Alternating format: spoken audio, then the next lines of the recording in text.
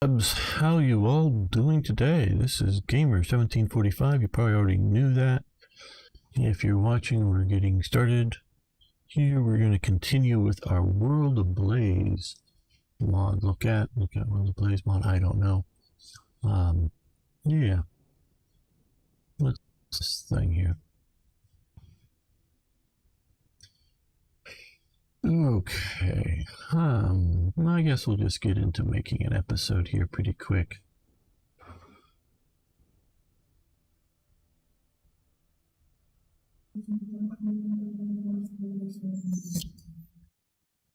Wait for the bus to go by. Don't need the extra noise at the start. All right. Let's see here. I'm back here. We want to have a pretty picture of Germany with all the little units on it. Okay.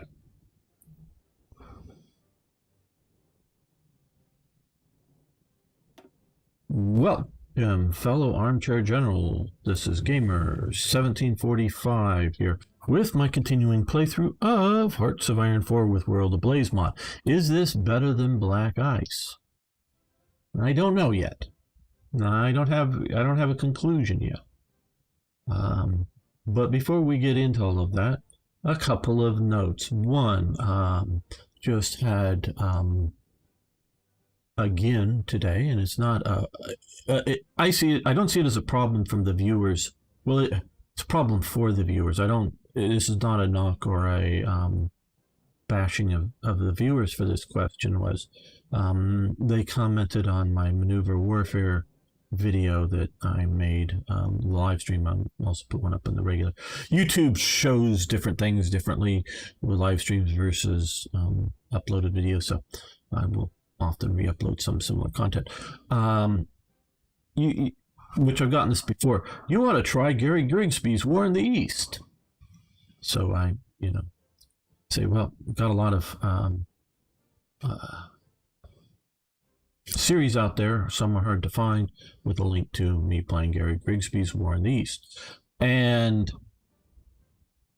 hey, trust me, I'm not in any way trying to bash the viewer for not knowing that, but I have them there.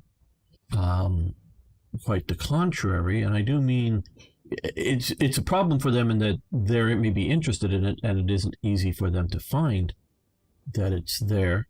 And so whether it's my fault for organizing the channel the way it is, or whether it's YouTube's fault for their organizing YouTube the way it is, you might want to check out, this is a long time getting there, my channel page. I know some of you may just get this from your subscription feeds, from the home page, or some of the other stuff that I get from the different stats, how some of you find channels. Go look at my page, and then you can always hit playlists. There's a button up there and whatnot. That's something I have a lot more control over, and there are some obscure series that you might be interested in. And just because I'm either, some are completed, some are just inactive, but that doesn't mean they're any less valuable. So you might want to go check that out. And also, now that you've all left with that long explanation, you might want to, Toy Jet, you might want to also subscribe to the channel so that you can hit that subscribe button so you can find my sort of subscription page. Okay, enough with the advertisements or PSAs, public service announcements. Let's get into this. I had a long talk on Monday of this last week with Uncharted, the primary and not sole, but overwhelming amount of development work done for this mod. And sort of with his help, I've looked into the mod a little deeper than what I have before, because literally just everything I've looked into it, you've basically seen it on camera. One of the things I was not readily aware of is he's gone and made equipment attrition only 1/4 of what it is in the standard game, and to give some sort of feedback on that and his viewpoint, and I also give the developer's viewpoint here. His viewpoint is hey, most of the time, attrition, whether in combat or in training or movement, is stuff is repairable, and things get repaired. And I do know that specifically, like the French during World War I had a fairly large factory, if we want to call it a factory. You could call it a maintenance depot or something, but basically a factory level repair facility for rifles. That basically all rifles were to be collected off the front lines. French rifles we're talking about here. Almost, I'm not going to say, if things are completely twisted in barrels and non-functional, but generally non-functional type weapons were to be collected, brought in, and eventually work their way back to this depot, in which they would rehabilitate the rifles. Things like a good description was a rifle is where nearby an artillery burst or grenade burst happens. Well, the rifle may be fine and functional in the general sense, but one thing they said is they'd often maybe collect a lot of little metal fragments in the wooden stock, which are potentially razor sharp or just sharp, and make it difficult to hand grip onto the wooden stock. And it's not necessarily things that could be readily, just a few things picked out of it. So they would send, say, a rifle like that. That would be an easy fix to just pop the stock off, put a new stock on, send rifle, not necessarily back to the same unit by any means, but just back into the supply chain. And I'm sure they also cannibalized, if the barrel's wrecked, but hey, the bolt's fine, use that bolt over, because that bolt may be like new, because just what happened to it wrecked the barrel, and it had only been at the front 5 days. And so I definitely know that they had, whether it's rifles or tanks, lots of repair. By the time units are getting outside of Moscow, my understanding is they're had 70-80% attrition of, say, the tanks, but that doesn't mean direct or complete losses in combat.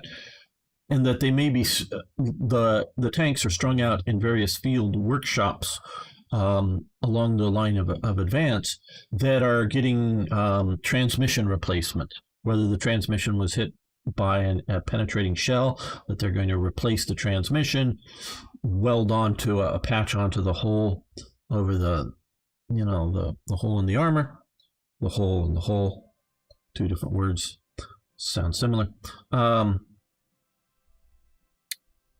And get that tank back into the field, or whether the transmission is just worn out and needs replacement / enough repair that you just replace it and then send the transmission back to whatever factory transmission refurbishment capabilities they have. And that is very true. And so, now the Germans lost massive amounts of equipment during the Prussian counteroffensive, partially from equipment just on the front lines that, say, froze in place. Either the draft animals that were in huts being kept warm in the winter, they were unable to move, the artillery piece they were supposed to pull through the snow. They can't pull it out through the snow in enough time to retreat out, so the artillery piece and the horses may or may not have been lost. They may just unlimber the horses and walk them out, of course, but they have to leave the artillery piece, or these repair depots that are significantly behind the lines, but with massive retreating, the repair depots are overrun by the Soviets. So Germany loses massive amounts of equipment in that counteroffensive. So even when units might come out fairly intact, as in manpower, damn, this looks bad, but nothing to do with the mod, just half-buried tank. So yes, the repair. Now, and that's Uncharted's viewpoint, is that most of the equipment's repaired. Now, Paradox Viewpoint, which, and trust me, they know a lot of this stuff. They have either working directly for them or, shall we say, volunteers, are very well informed about World War II. And some of them are, say, naval specialists. Make my naval knowledge look pitifully little, kind of thing. And I know some of these people. And so,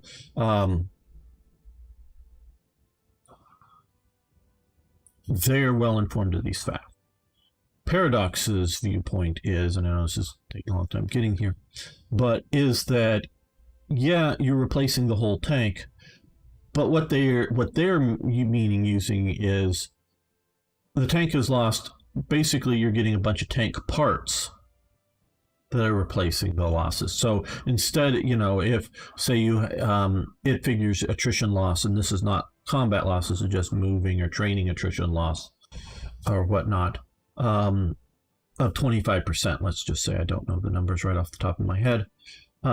It's not that you lose 1/4 of your tanks, it's all of your tanks need effective 25% replacement parts.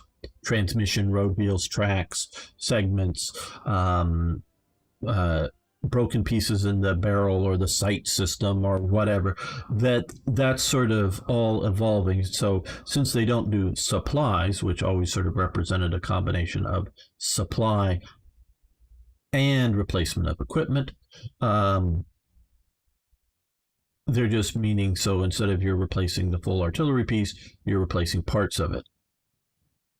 Yeah. So neither of these solutions, Uncharted or the Paradox solution, is entirely correct. They're just trying to do it. So that's one thing. And since I'm used to playing the Paradox viewpoint, I've always found or thought that training was an expensive luxury. Now, what they have done here is they have added very much here. Green experience gives a negative 50% modifier in combat. So they really need their units to not be, they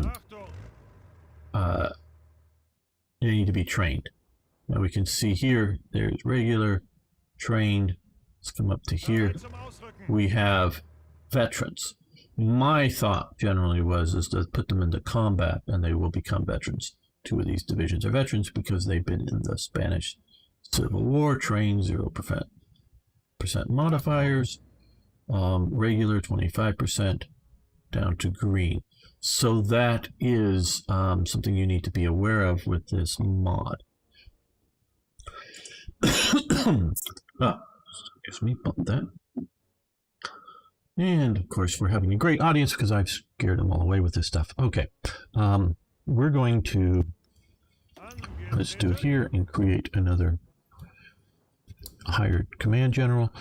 And we're not going to use Carl Eggleslier. I don't know, never know if I've heard that pronounced correctly.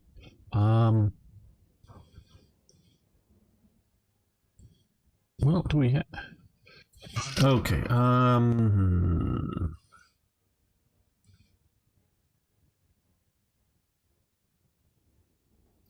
Look, I just have. Oh, there's Deedle. Cool. Looking for Von Kleist. Not that he was so good, or by any means, just more historical. Leader of the Panzer Corps.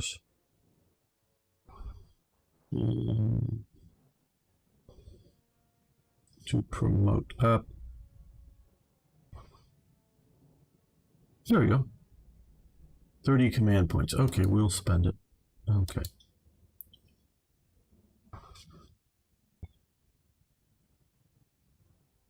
And so there we have armored officer. Yes, he's not necessarily very good, but we're going to move that there. So now we have a Panzer Mobile Army command setup here. Now, we still just have German theater here.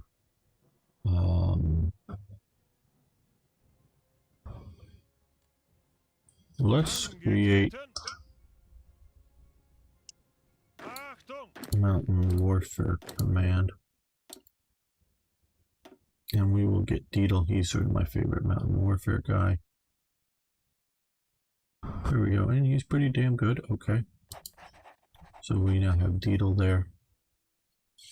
We have a regular, a trained, and untrained. Okay.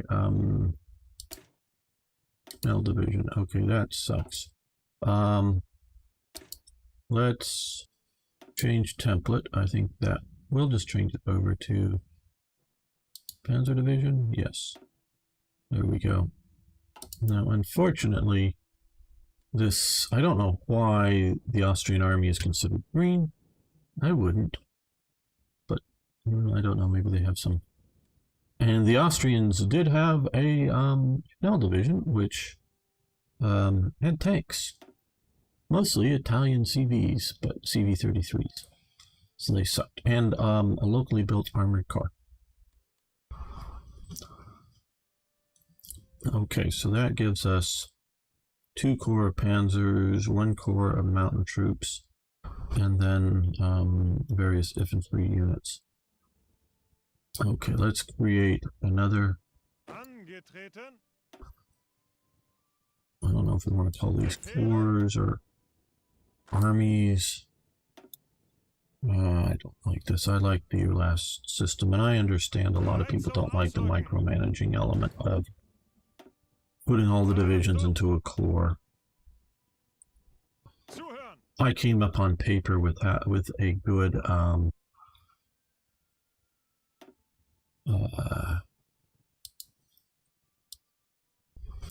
sort of AI or leader, automatic leader assigning that would be reasonably good. Not that I could program it into the computer, but temporarily we're putting it in there. Okay, so his units. Pick up the blue ones down here. I'm going to go off to East Prussia. Set them up to here. That'll be our East Prussian command. Okay, we have 13 divisions here. Probably need to set up a, I think I'm going to call this organization. This episode. Okay, we're going to, okay, new theater. You get to come to the new theater. West front. West. There we go, and this is going to be post RONT. Keep things a little better organized. Now here we're going to give you von Rundstedt. Again, just sort of history, if you will. Modal should not be a area commander. Okay. You go to West Front because, oh hey, you're, no, I'm down here. Why, okay, no. There we go. Because you're on the West Front, hey, what do you know?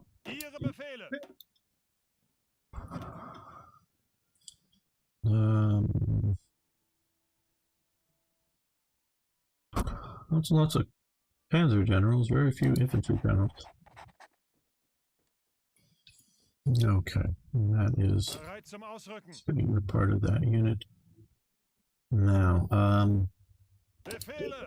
yeah.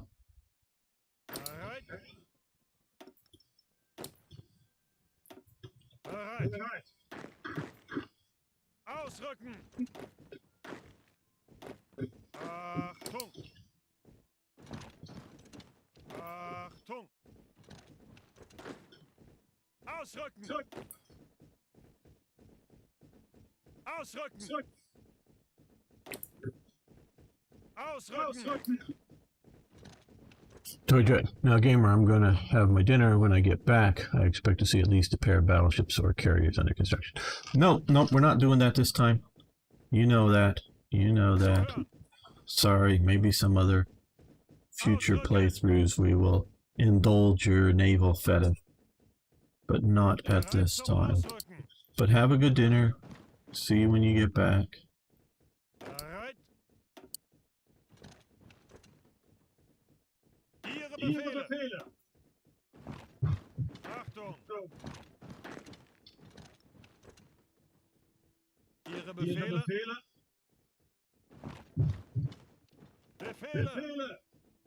I think we need to add more divisions here. Ausrücken. Ausrücken. We're dealing with. Angetreten. I just found out, literally yesterday, Belgium, Bereit. and I guess I'm presuming, because I know it was with the BAR, but I'm presuming the rest of them, they use 30-06 as their infantry cartridge, or their rifle cartridge. Shocked the hell out of me. Using the American 30-06. I don't know why Belgium did that. This is before World War II, of course.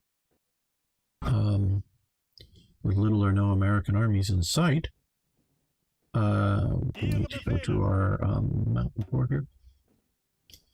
Okay. Well. Let's select all, put them on here, come together. There we go. I know we're sending the Mountain Corps to fight in the flatlands of Denmark. Hey, Smiley. Well, yeah, Hi, Smiley. Yeah, so, no, did I say Belgium? Luxembourg. It's Luxembourg. If I was saying Belgium, sorry, Luxembourg. If I said that. But yeah, Luxembourg. Luxembourg used 30-06. They had some Belgian-made BAR, is how I know, in 30-06. Looked like at least 250 of them as a serial number thing. So, yeah, Luxembourg used 30-06, which is very interesting.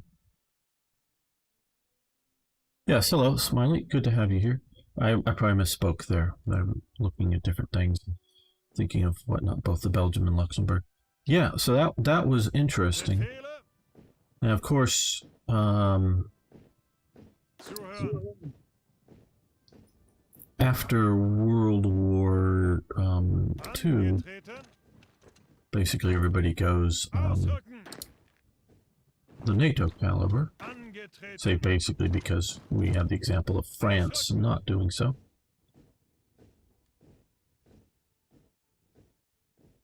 Zuhören. But of course, Bereit zum Ausrücken. Belgium and Luxembourg are neighbors. Ausrücken. Okay, now Angetreten. Ihre Befehle. Befehle.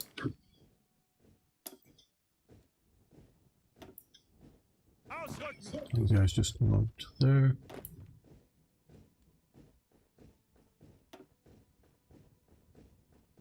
Achtung. Just select all there. We'll do some border reorganization. Okay, so that gives us.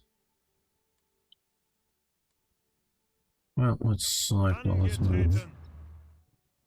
Panzers to a central location. Ausrücken. Don't feel threatened by all this movement to your border. Angetreten. Poland, it's just natural, normal training operations.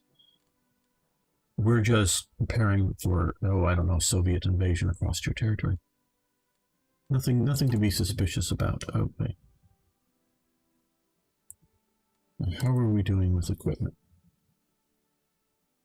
Okay, now also, Uncharted, who has been watching all of the episodes, though not necessarily live, has given me some good feedback on production. So I have radically adjusted my production totals based upon his advice as to what is needed. I don't know if we need a lot more steel here. We shifted in a lot more. Tungsten. Okay. Well,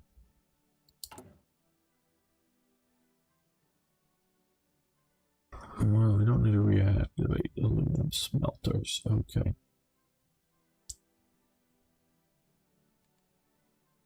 So that well, okay. Let's let the clock. And hello, Juice Lede. Okay, certainly.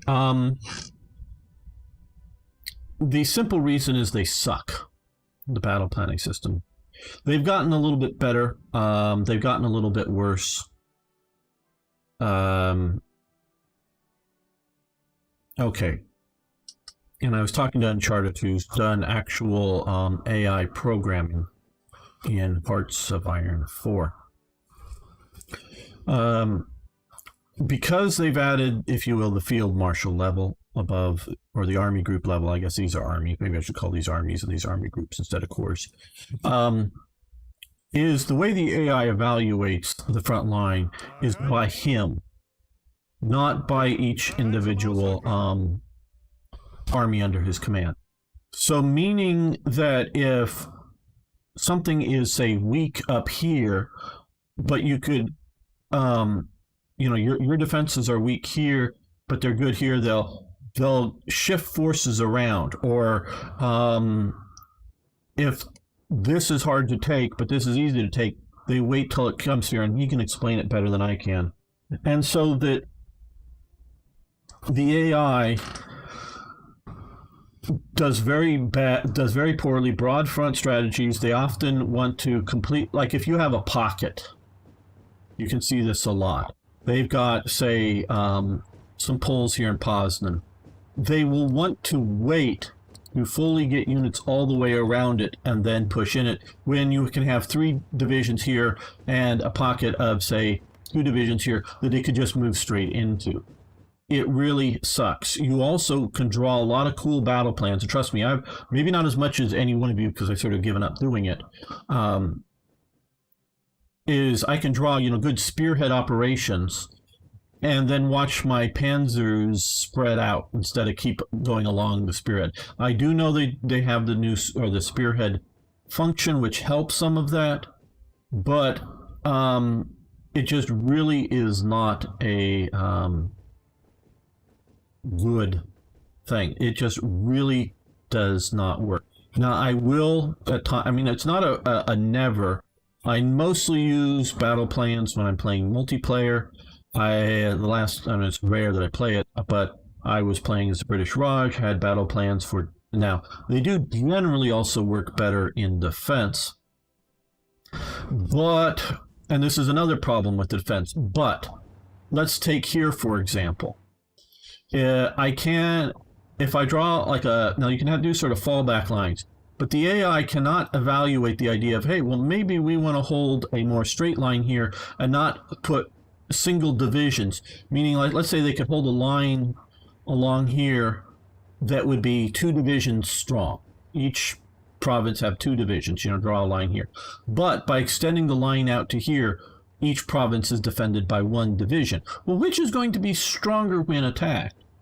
And so it will try to hold bulges, pockets are cut off bulges, I guess. But it'll try to do that, trying to hold all those territories. Now, that is good when you, say, have a panzer force that is thrusting deeper and deeper into the enemy along a narrow front, and you want to make sure that you have, say, infantry division so it doesn't become cut off, and then maybe try to push out, expand, it out on either side as you go through it. So, actually, and hi, Uncharted. Good to have you. Been talking about you a bit here before you got here. All good things. I actually made a save from what we worked on, and so this is basically working from the save that, or working from what you had me change. So it's more than just using what you said. It's exactly what you did. Here, I was smiling. I use them only as they stick to the front lines. If I don't want them, I detach them and use them as separate unit forces. Yeah, that's fine. And so, like I was saying, when I was playing as the British Raj in a big multiplayer game, I set up a bunch of front lines over here ready for a Japanese attack.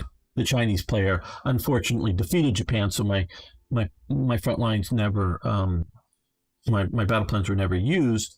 And I was personally commanding the British Raj's commitment to North Africa, micromanaging that in a multiplayer game. So especially when you're playing multiplayer and you have, global commitments, and you're not doing the stop. What game was this? The multiplayer was with Black Ice, and maybe almost a year ago or more. I don't play much multiplayer, but so I will use them in that kind of conditions. There is, if you want to keep the game flowing and you want to do, like coastal defense, that kind of stuff could work. I would rather just know, oh, there's an invasion planned or whatever, let me micromanage it. I can spend months playing a game slowly, nicely, and enjoy it. So speed has become a bit more important as I'm trying to make things flow nice for YouTube, but speed is not important to me. I love, compared to the original, or well, not original, but compared to Hearts of Iron 3, the invasion, naval invasion elements and the paratroop planning needs. I really like those in the game. I like that you sort of need to plan, set them up, wait, have them happen, that kind of thing, because that's realistic, because you have a lot of preparation going for it. If you're just dropping in essence, a commando raid, which we would, definitely look at Eben Amal, the fortress where the Germans used glider paratroopers. I mean, there were paratroopers, but they landed in gliders to attack in a special engineering unit of that to boot, to attack that fortress from above. Or if you're looking at a simple, seize a particular bridge. We're not talking about, the movie, the book, A Bridge Too Far, taking all these major bridges, rivers, whatnot, to get in as a, core level exercise, because there was, 3 airborne landings done, 2 Americans and a British, with a 4th, I hope I'm getting all this right, with a 4th Polish airborne operation plan. And so that's a major planning needs to happen. But if you're just talking about it like a commando raid to take a single bridge, no, you don't need all that. But then again, this game is scaled up above that level for units. So we don't really simulate that with this game. So I really like that, those planning elements. So as Uncharted and I were talking Monday, basically Paradox just doesn't have the AI talents to have the AI run battle plans well. Now, in their sort of and we're going to see some of Uncharted's work in the French defense of, I'm going to slow this down a little bit, of France. And so we will see how well that works. Okay. Now, and he has informed me that they've gotten rid of there's a way to bypass, a way with a cost, he said, bypass, which I'm glad they're doing it for the next version. Lack of offensive plans in the West. Ribbentrop Molotov. I don't know. Well, no, we're in March 39. We don't need to do that yet at all. Gotta look at the dates. Let's look at some air our stuff here. Okay, passenger planes.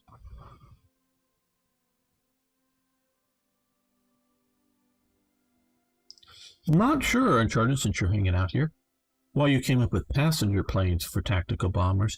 I would rename that, maybe you say here, I would rename that mail planes.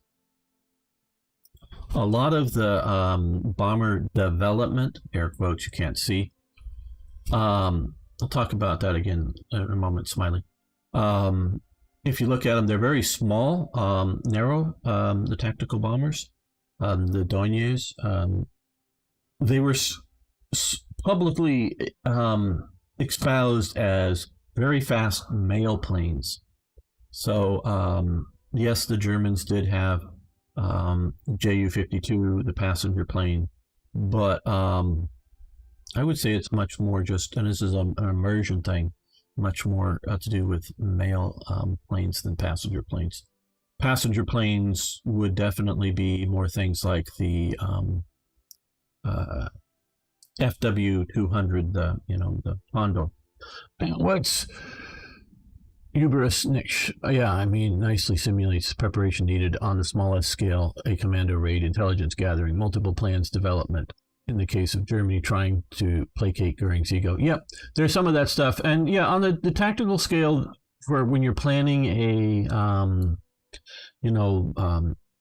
von Manstein's plan, invasion of France and whatever, they're planning that out. But there's also not quite spur of the moment, but shall we say short notice that doesn't take a lot of, many days of preparations that you can just drop in there. Continue autarky. This is, and I don't know if he's come to my way of thinking, this, in my opinion, and he says it's from the German side, I don't see evidence of it from the German side, is changing the bad opinion, so basically cuts Germany off from a lot of rare materials in a practical sense. And also comes up that I disagree with, is he has American embargoes against us, which I don't see until Germany's actually started the war. So my last playthrough, I did this early trying to get to invest in IG Farben, which I wanted to do because it helps out so much. And whether this should be here, but without requiring nationalized synthetic industries, which of course is not what Germany did, though I guess you can do the coal. And either way,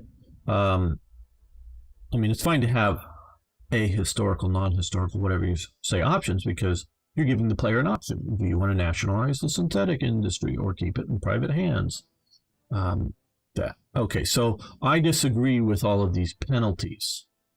I definitely agree with an attempt, a focus on development internally. But my readings have all shown a willingness to import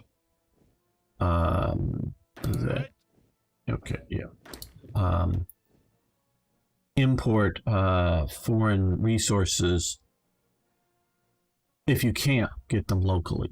If you can get them locally, they definitely encourage that over foreign. But if there's a shortfall, and the reason was twofold of why they want to do autarkies. One is trade balance, imbalance, whatever you want to call it, because of various economic depressions going on around the world. There isn't necessarily commercial markets for Germany to sell its commercial goods. So, and it doesn't have, and it's also still paying off loans and reparations from World War II. So it doesn't have a lot of foreign currency, and since people don't want to buy things from Germany, they're not interested in German currency. So there is that problem with the sort of economic problem with the economy. And secondarily, or maybe primarily, I should say, you have Hitler's plans on wars, and knowing from World War I, they're likely to be cut off from resources because of Britain, America, French, and other naval powers keeping them from trading, so they wanted to develop them domestically. So while I agree with the idea that Germany, well, I mean, not the idea, they were pursuing an autarky, but they weren't, from everything that I've read, doing it stupidly, meaning if they don't have enough aluminum, or I mean, let's say they don't have enough rubber made domestically, they're going to buy it internationally. As much, now there might be shortfalls in the trade balance, and since we don't have money and they just buy factories, the economics aren't quite as good as simulation as it could be. Okay, let's see.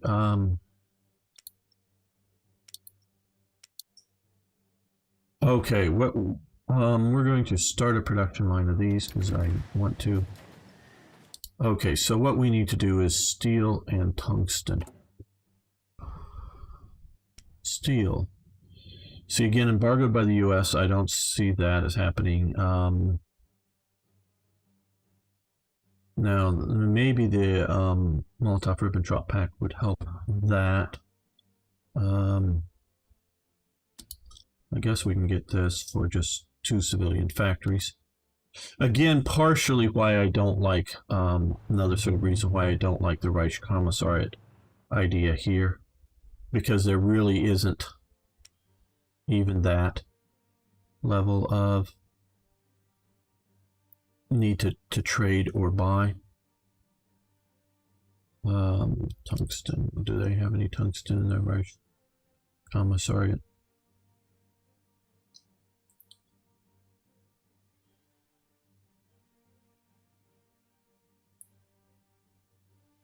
And I just, again, because my belief that Czechoslovakia had very much within living memory 20 years ago been under German rule, Austria.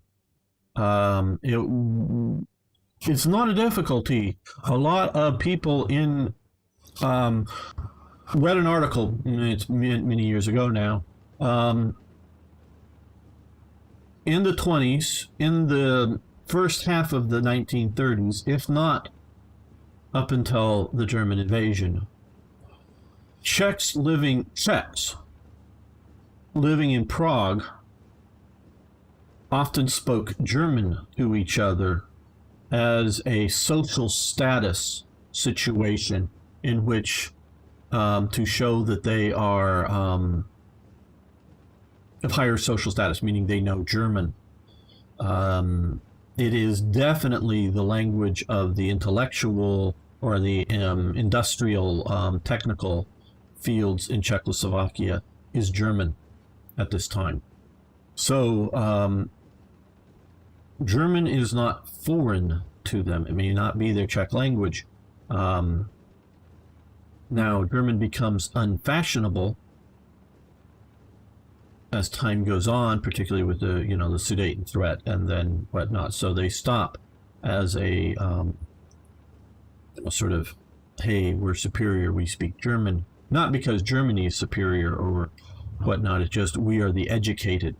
It's like in the at least 18th century, early 19th century Austrian Empire, or the Habsburg Empire, maybe I should say, but in Austria, the elites spoke French to each other, which is, now a lot of the elites in, say, the Prussian Empire might have also spoken French, but they mostly, spoke or read some French.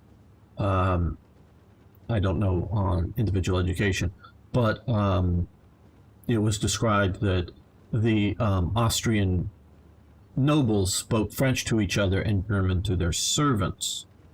So you often have this case of language denoting status.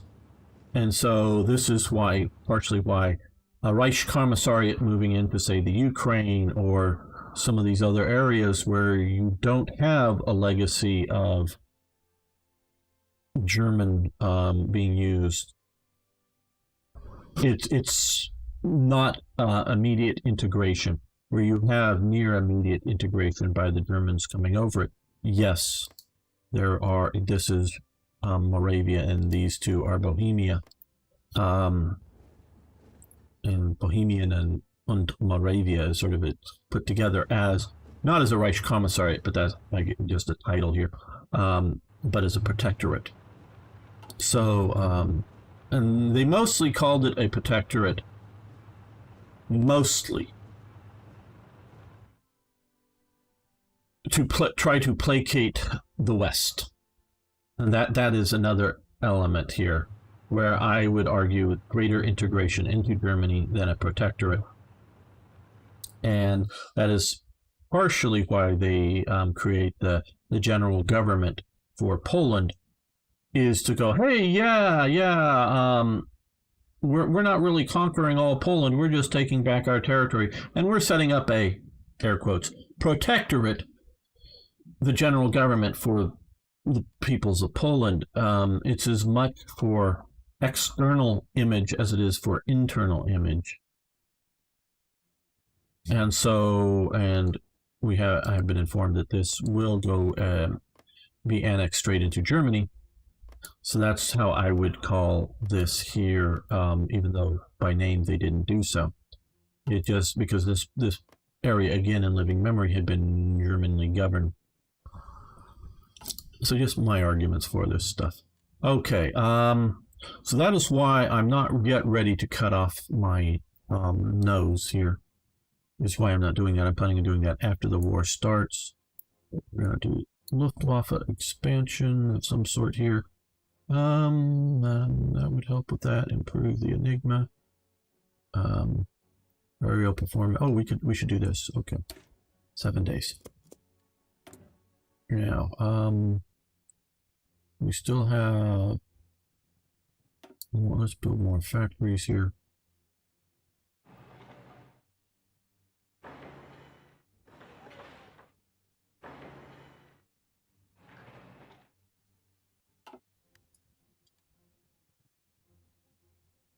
And again, just because I think something, Memel Lithuania full, okay, just because I think something doesn't mean that I am correct and somebody else is wrong. It's just my view of the situation.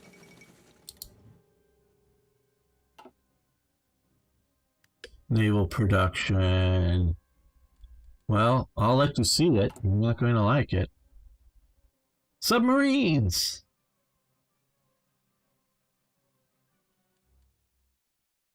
Okay, we still need more steel and tungsten.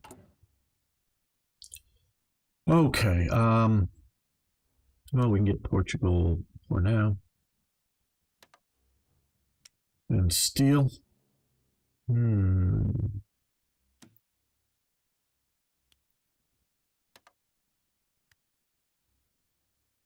we need a little more. Let's get it from Italy at least.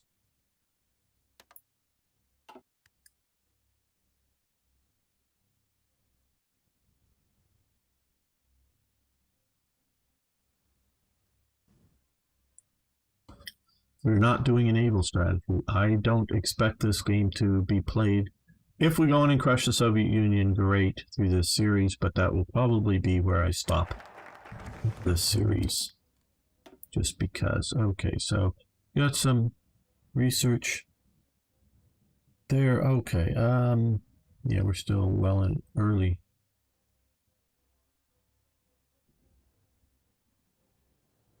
Yeah, I'm not against the idea of that. Let's really.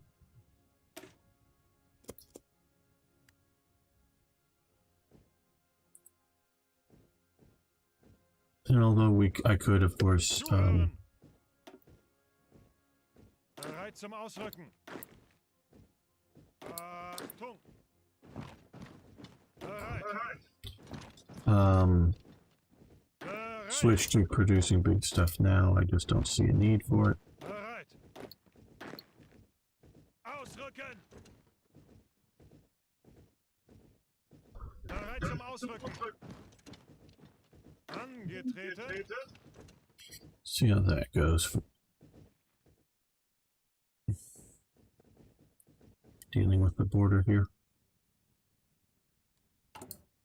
Okay, well, let's see. We have 50,000 infantry equipment, 5,000 heavy. Let's...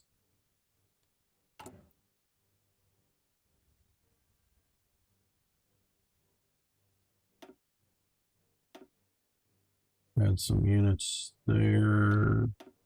Hopefully that will. Okay, now we have our panzers here. No, I don't want to do that. I just want to Bereit zum Ausrücken. select all, and we want to train, Befehle. and we want to train, and Ihre Befehle. they're up there. They're still moving around. They're sort of here, and we want to train. And here, blue. Oh, we need to move you guys. Angetreten. Can we just do that simply there? Yep. And our Befehle. over here, we want to train. I'm still, other than I'll fill the gaps in later. Still of the opinion that we don't want to train these guys too early. Though I'm not sure. We will find out whether the beginning of 39 is too early or too late for getting training out of the arrival of the Yamato class. Well, I'm not sure how well in the game it would go, but when air power can just sink the Yamato class from the land, I don't know why we would care about making the Yamato class.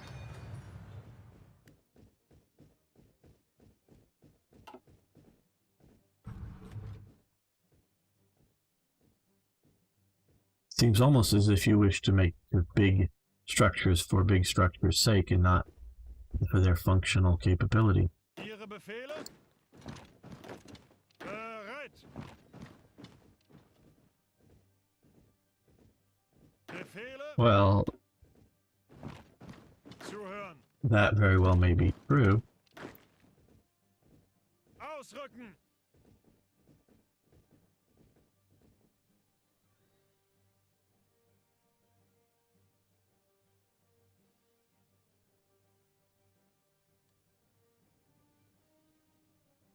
Okay, you guys are now more or less where I want you.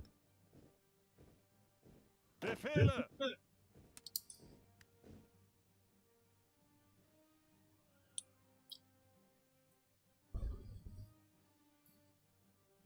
And you guys, I guess you're up there, so we should train you up.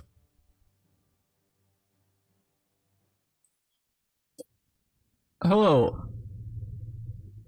Hopefully I'm getting that right. Sorry. Glad to have you here.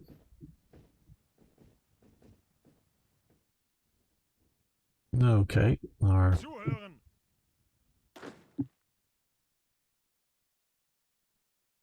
East Prussia army here is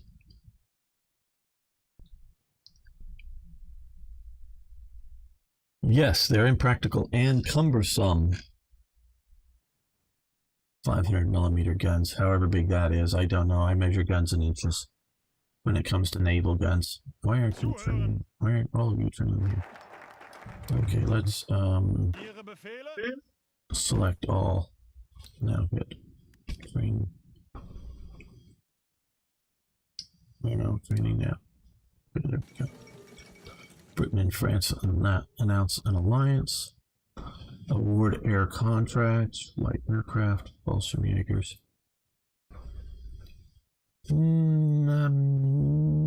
We have time for Fallschirmjägers. We'll do that.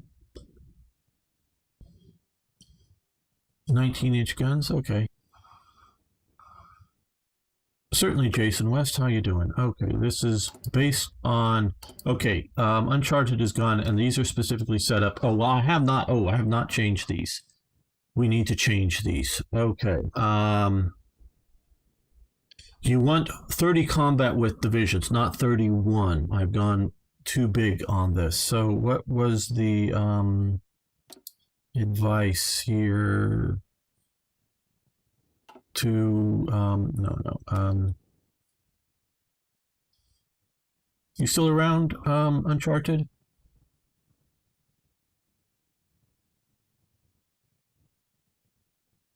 Yeah, well, that's it. We need to reduce that by 1 with, and our Panzer Division at 24, we need to expand that as well. 19-inch, well, 8, let's see, the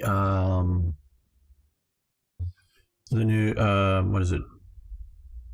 New Jersey class? Oh, I forget the last big the Iowa class. Iowa class battleships had 16-inch guns. The Yamato had 18-inch guns.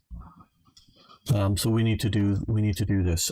So 30 with this mod, the way it's been set up is the best division width is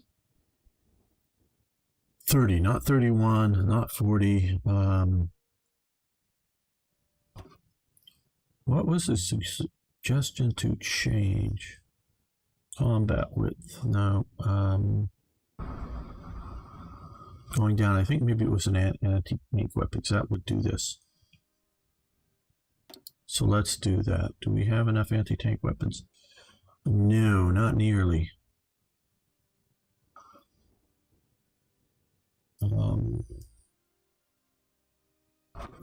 Let's get rid of that. That may help us out.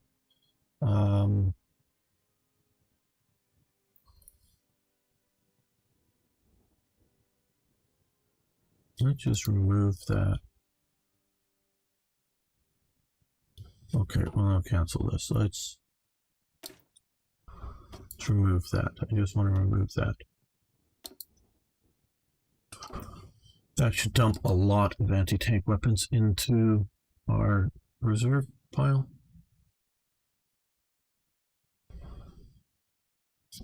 And this mod is not so far as a total conversion mod, but it is a major rework mod. Okay, why are we? Oh, because those support units don't have a width. That's right. Okay, now we do that. Okay, well, here we go. So we have 2K whatever available. We need almost 3K. So let's do this. That gets us down to 30 width units. And if we were to come over here and go with a regular infantry battalion, problem is we don't have enough heavy infantry weapons to do that. So we're going to keep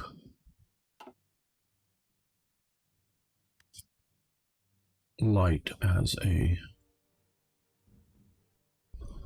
fallback need, whatever.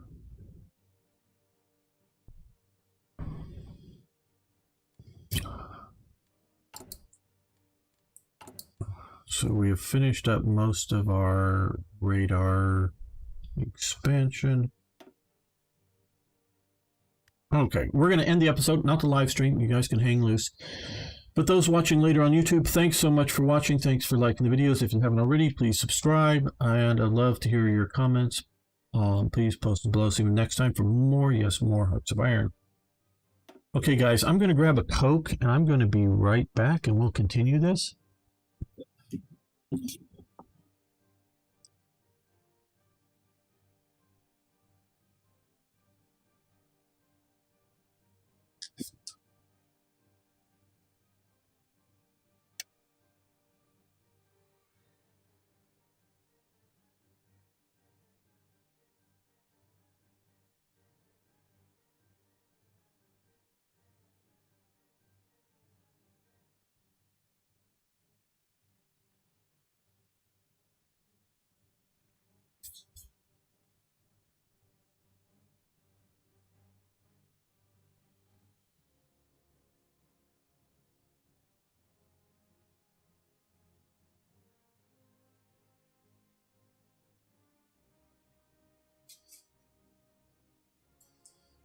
Do you like looking at the pretty radar sweeps while I was away?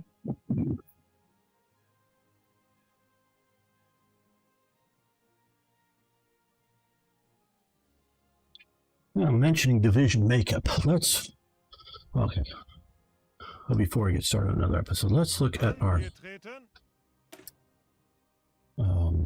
template here. Okay.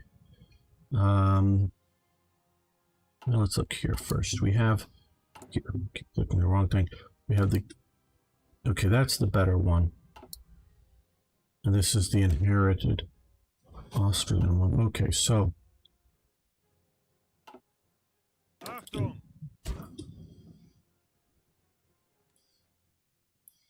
current template is that, so we want to change it to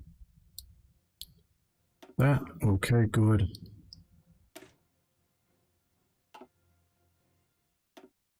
Okay, that's the good one. Just might as well have them all if we can afford it, meaning we have the equipment for it. Okay, that one we want to change.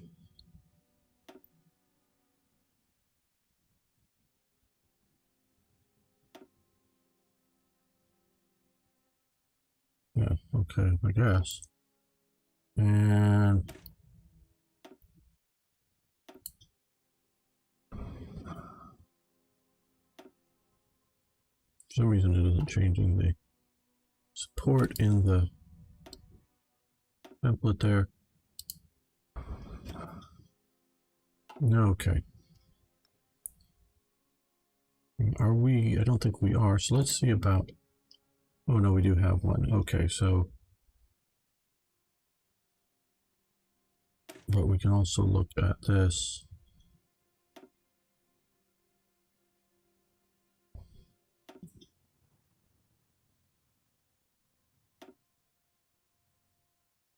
There we go.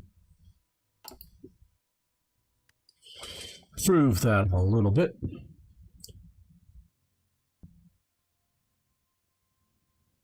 That is, my understanding, is sort of the best with this mod and the way it's set up. Let's get rid of that. Let's take a look here. I'm not sure. See, trust me, I don't know everything about this. About this mod here. Okay, this is what I want to see here. Okay, interesting. They have urban as not as good at defending. Well, okay,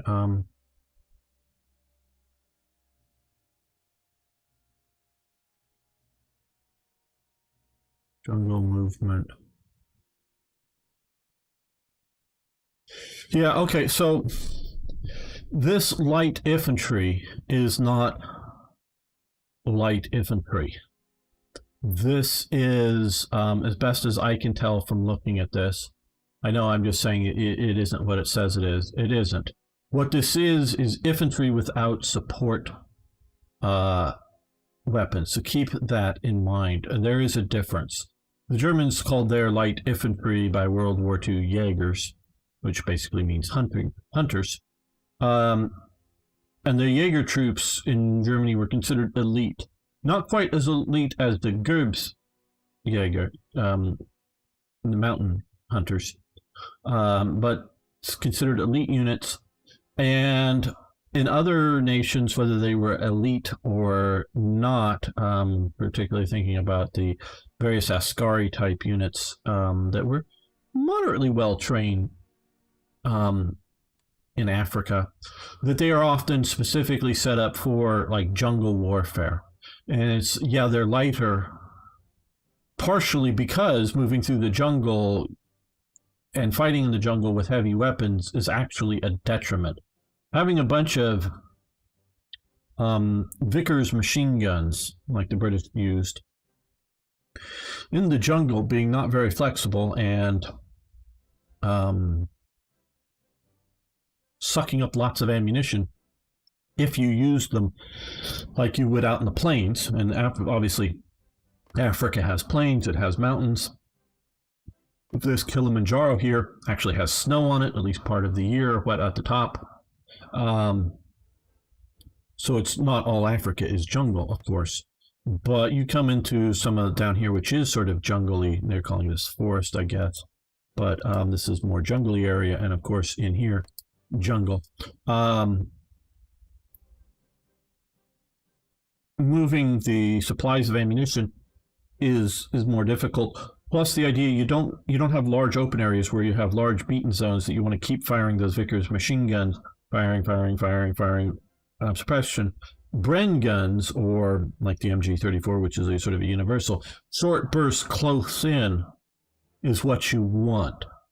mean, not if you have some Vickers guns, you find ways of using them, but they're not overly useful for the terrain that you find yourself in. So that type of light infantry is a benefit for you in the jungle. Now, it may very well get you detriments compared to regular troops in the open plains or normal sort of forests or whatever, depending on how you figure out some of these terrain options here. But yeah, so those aren't really light infantry in that sense. They are infantry without heavy support equipment, heavy infantry equipment, like mortars, like in the German cases, field guns, because they used field guns for most of the nations, didn't by this time. Heavy machine guns, AT rifles, that kind of thing. Okay. Good. Again, let's go back and look at our current radars, and this is building West Berlin. Okay, well then I was sort of waiting for Memel, so let's, because I want to again have it. I want to have it located up here for a little better coverage.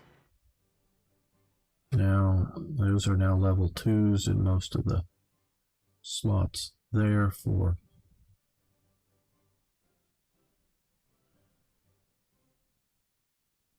radar.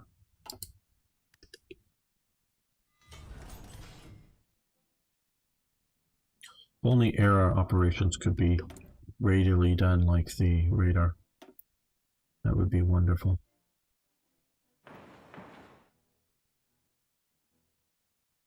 But no, but no.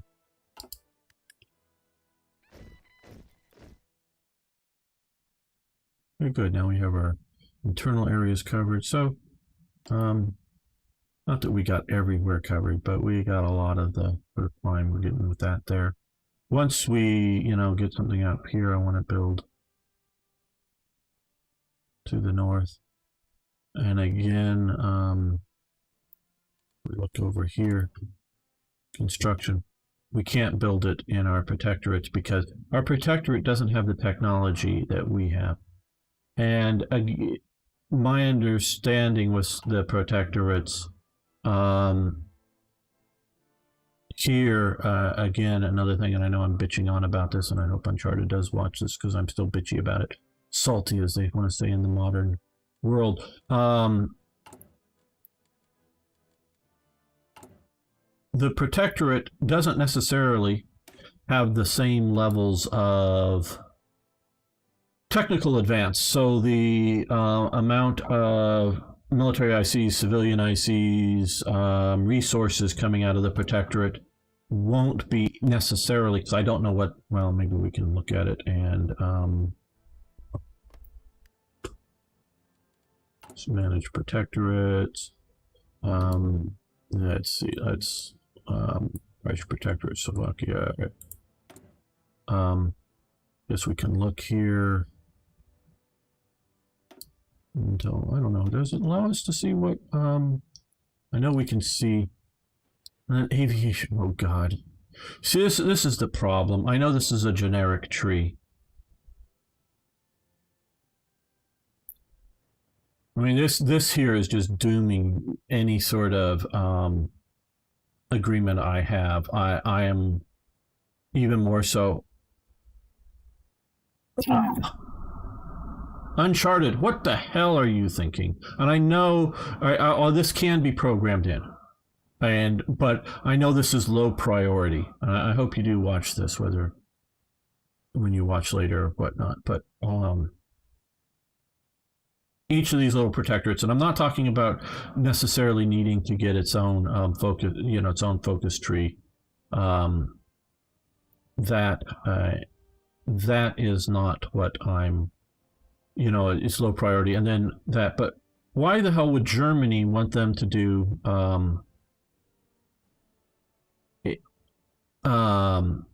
aviation effort?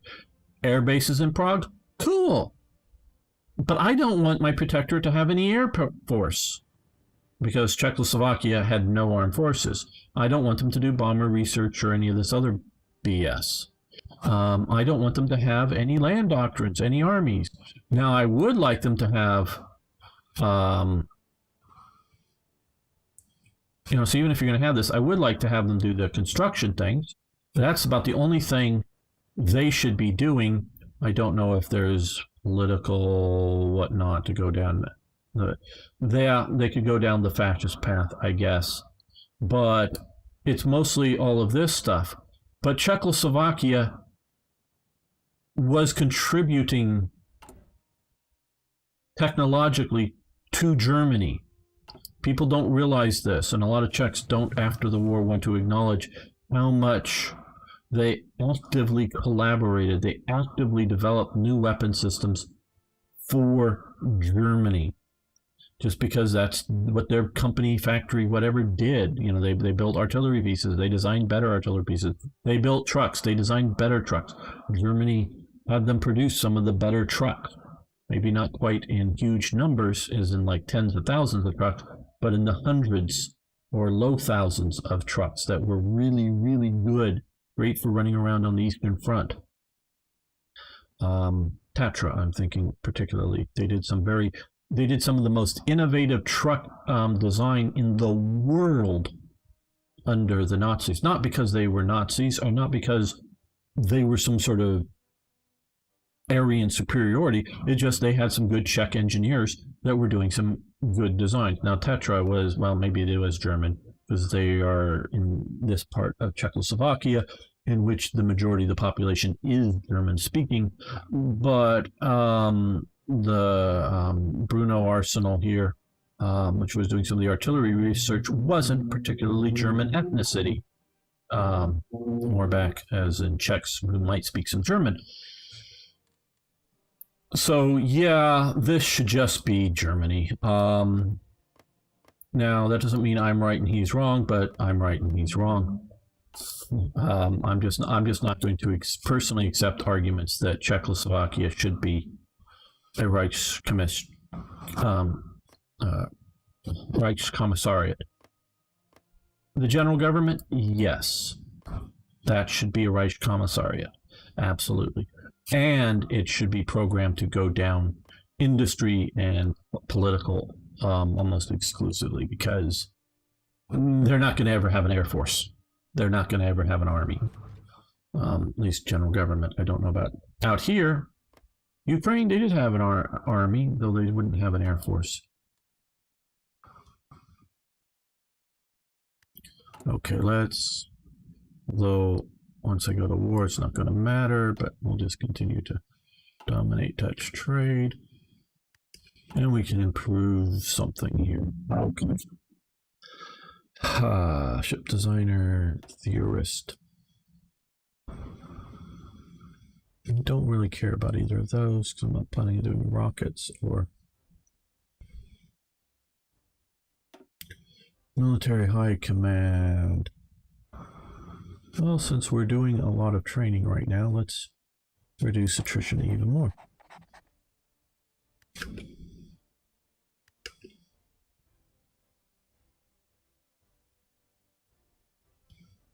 Yep. Come back, there we go, okay. Let's continue.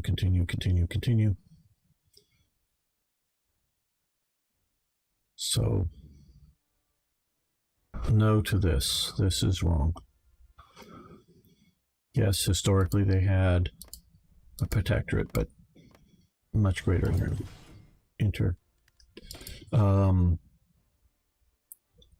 interconnected to the German industrial complex. Okay.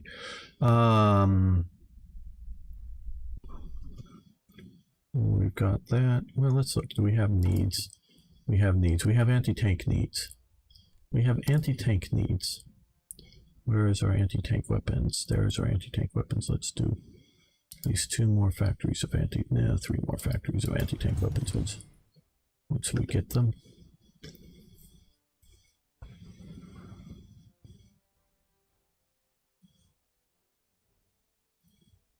And how are we doing for anti-aircraft? 4,000. Oh, no, that's artillery. Anti-aircraft. 1800. Now let's look at our particular infantry division here. Anti-air support. We don't have enough. Okay, I'd rather not have it than not have enough.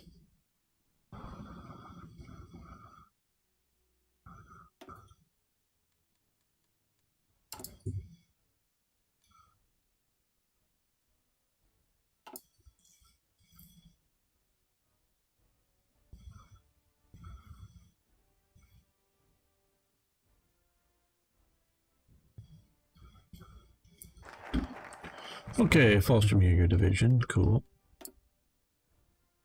Well, we're getting there. We're getting there. Light aircraft.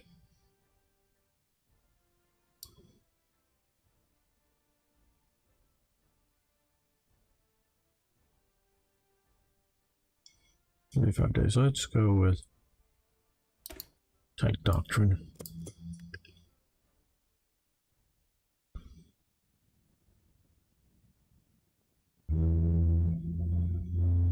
Now, how are we doing for these divisions? Okay, they're still green. Some popped up to being trained.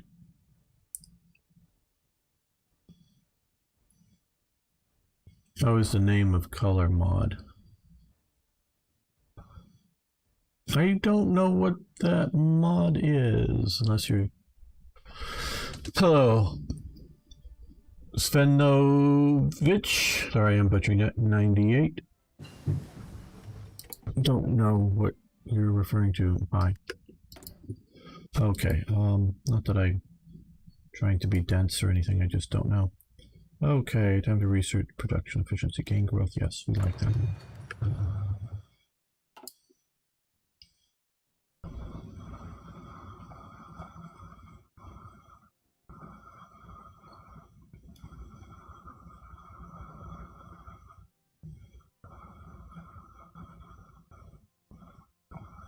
Ihre Befehle? Let's see if we can make the 4-seat division useful.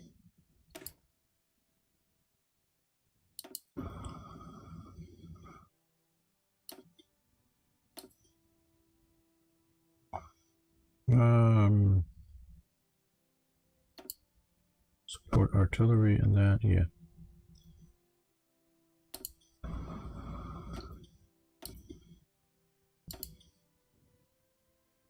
Yeah, there we go. That's almost useful now.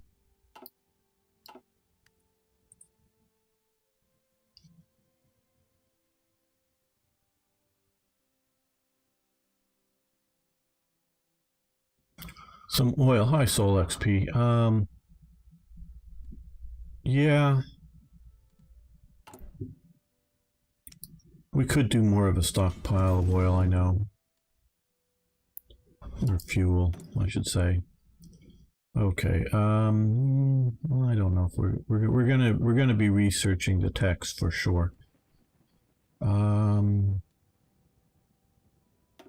Yeah, just more factories, more factories.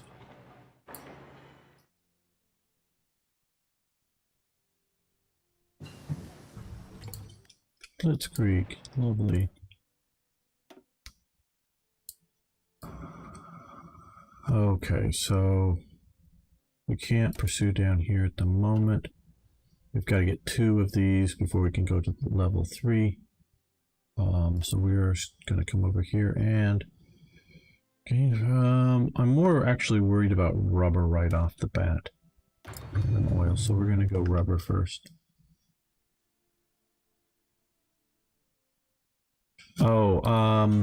This here, this is for bomb damage vulnerability. I'm not being bombed at the moment. I don't know, and also I don't know how much I'm going to convert factories from civilian to military or back. So I've sort of skipped that one for a moment, focusing on things that I thought were more timely. And we haven't done that either. This one here had efficiency elements, so I've done that. It's not that I don't want to do that, it's just higher priorities for the now when I've been working on stuff. they've reworked all the trees like that and done a nice job. Done a nice job on it. Don't know if it quite simulates the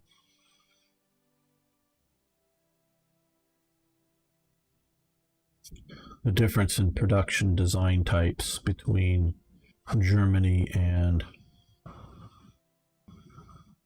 say, the US is sort of the two extremes, as it were. No, we're getting even more. Let's do that. We'll get some more trade in steel. Maybe we should let's expand this even more. Okay, that will cover that.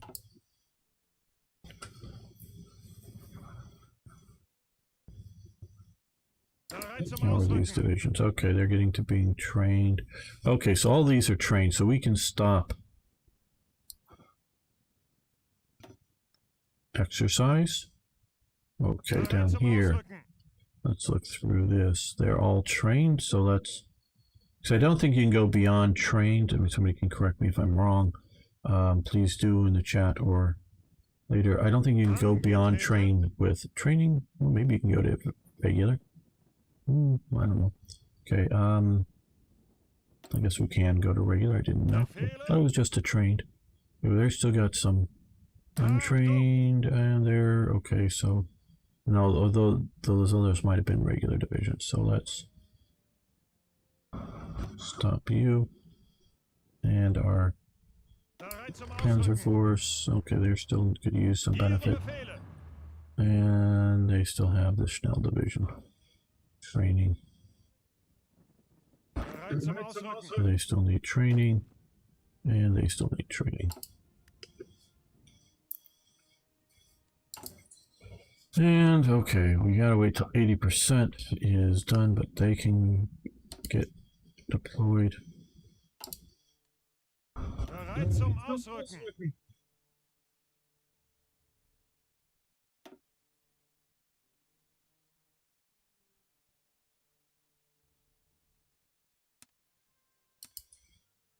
Make sure you're training that division up as well.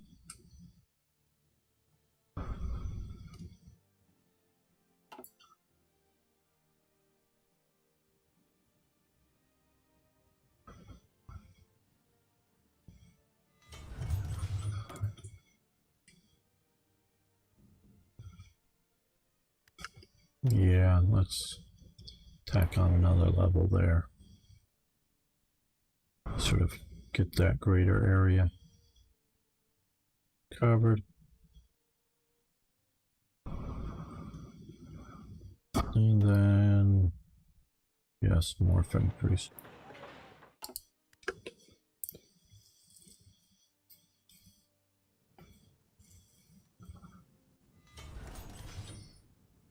Angetreten. Zuhören. Ihre Befehle? Ausrücken.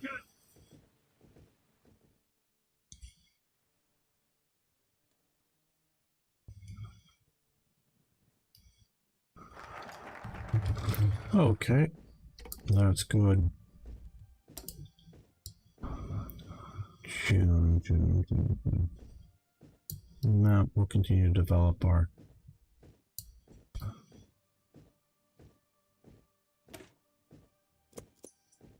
armed forces. Well, let's do some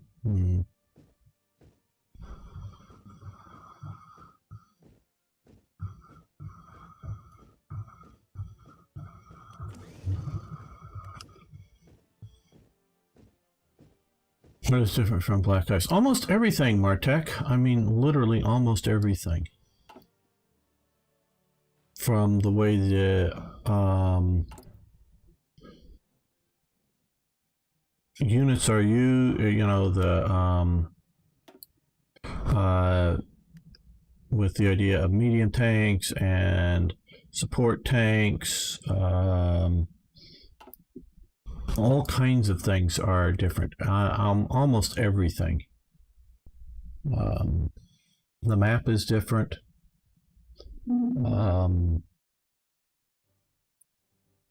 Yeah, you know, like pointed out to me, they've done the Italian coast, or the Italian ownership here on the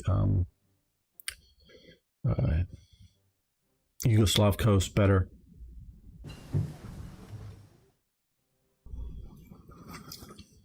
So it is just about everything is different, and which has been a little bit of a learning curve for me.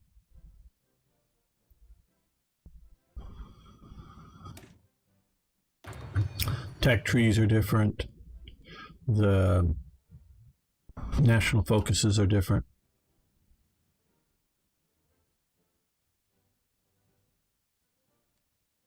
Bereit zum Ausrücken. Ausrücken.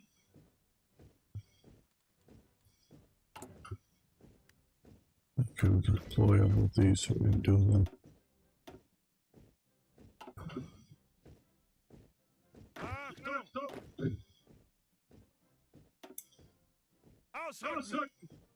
Okay, that pretty much deals with what I want to look at across the Maginot Line. Well,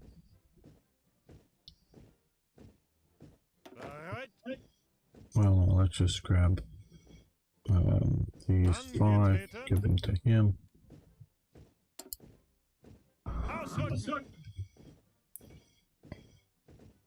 Befehle. Ihre Befehle.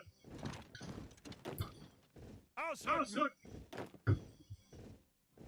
Ausrücken. This may become my main replacement for Black Ice. I am not sure. Because I have problems with both mods. I mean, nothing's going to be perfect, and I'm not asking for perfection. Just, you know, near perfection is all, of course.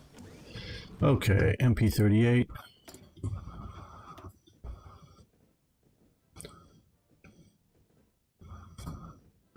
Yes, we'll do this now.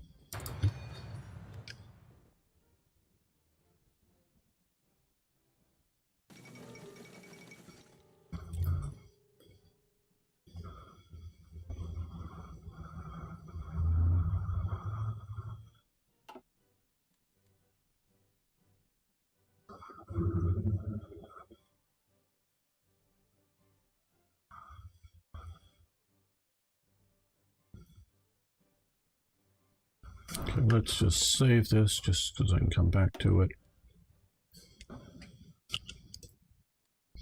if we need to make adjustments.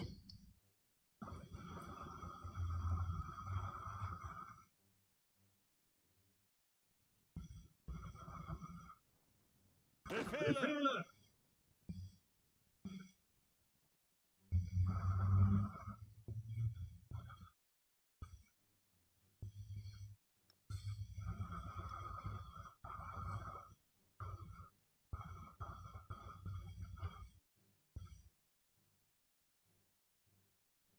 Angetreten. Okay, let's stop your training, Rommel.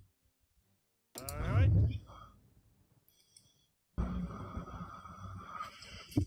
Hello, Darren Clark. How you doing today? I'm doing well. Okay.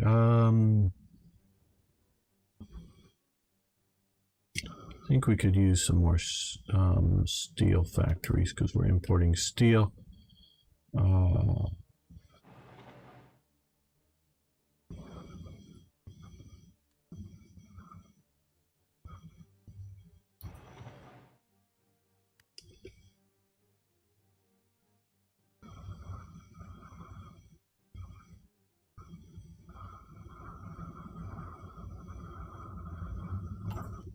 And let's look again here. What do we need? Okay, we're catching up with the anti-tank. We're not building any light tanks as per directed. It looks like we could build some more support tanks, maybe mechanized, though. We're not really building much on the mechanized, and I think that might be a good idea. So let's just throw in one there and one on the anti-tank. No, they're not compatible. They are both sort of complete rework mods. And I am thinking that this may be better than Black Ice. Because, you know,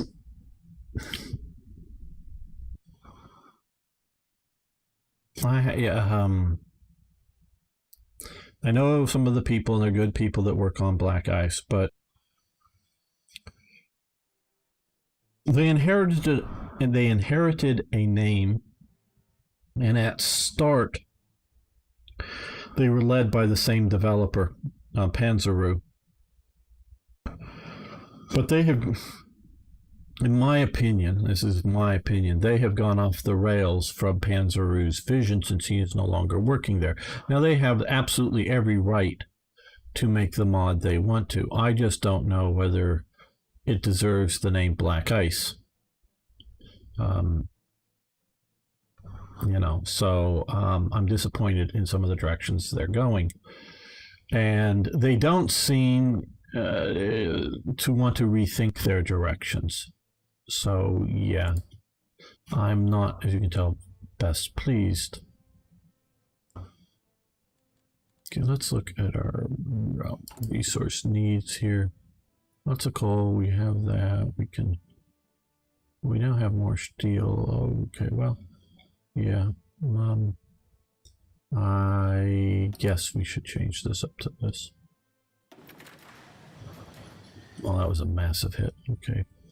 And production efficiency.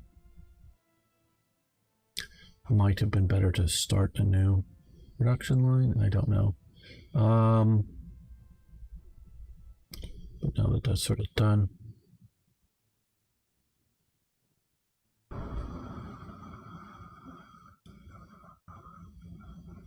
Yeah, let's stick on another 5 support tanks factories.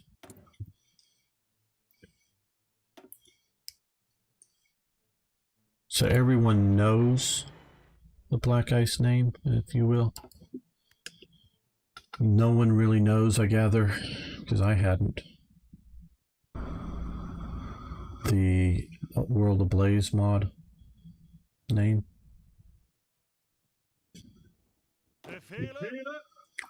Okay, these are well trained enough. Let's stop their training. Aggressive artillery and shock and awe. Okay, well. July 39. Well, September World War II starts. So, and this is a 70 days. Okay. So I guess we should start that. 35 days, that's 35 days. It'll take a while to catch up with that. 21. Okay, we're going to spend 21 days doing that. Okay, so now that we've gotten 2, we can start pushing down to here. Long range combat, battlefield brawler, defense, breakthrough, heart attack.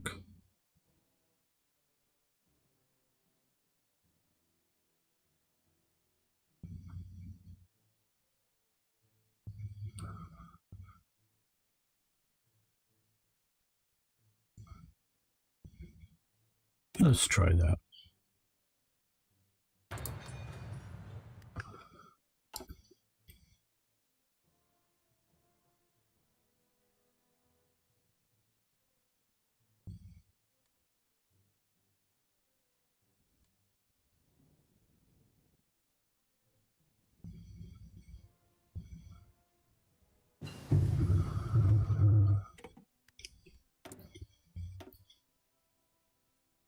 Okay, so we've gotten all of, except for these 2. Bomb factory vulnerability. We will be bombed maybe in the near future. Oh, we haven't done that yet. Okay. Fuel gain per oil, fuel gain from refineries.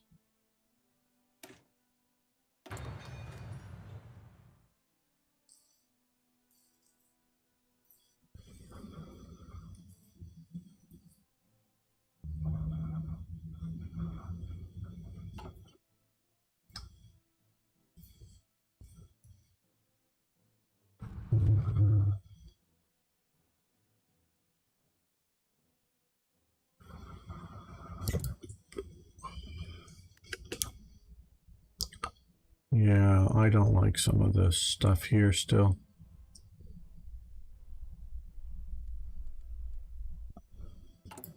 Okay, let's see, let's look at, we are importing steel from Italy. The Reichskammer Commissariat.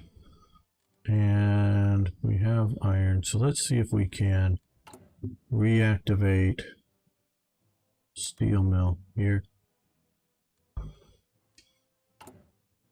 And reduce down that and still have, well, maybe really reduce that down. There we go. That is better. Well, I don't know if timing wise, I'm not going to forget about it, but I might wait till the war starts. Or U.S. oil purchases. Okay, we will do that. A lot of facts will remove use for 90 days, 5 factories. Okay. We have time to do that. Let's do that. Oil purchases. Reich coal mines, Western Reich mines, cancel MIFO bills. What does this do?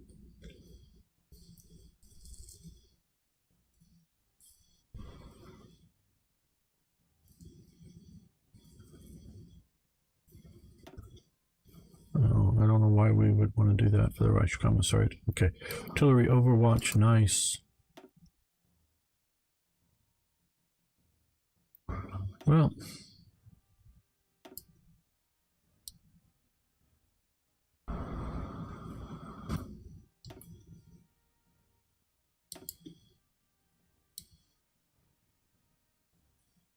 I think we should do our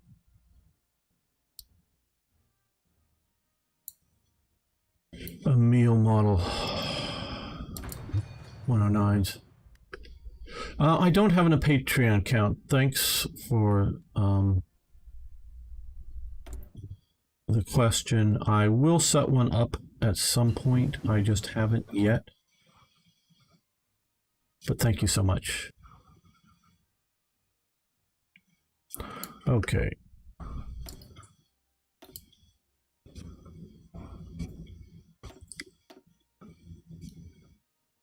Let's see. Yes, we'll do that.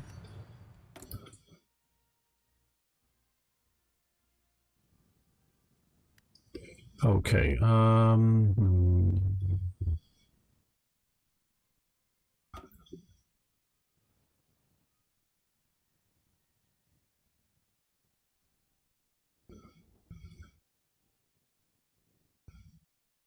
No, we're just going to focus on more production. I feel behind on production.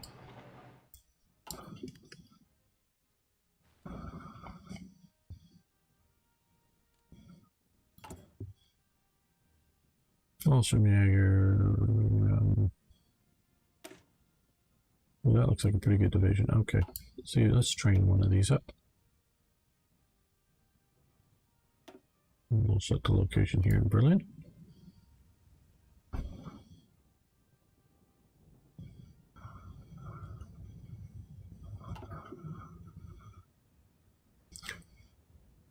Infrastructure, or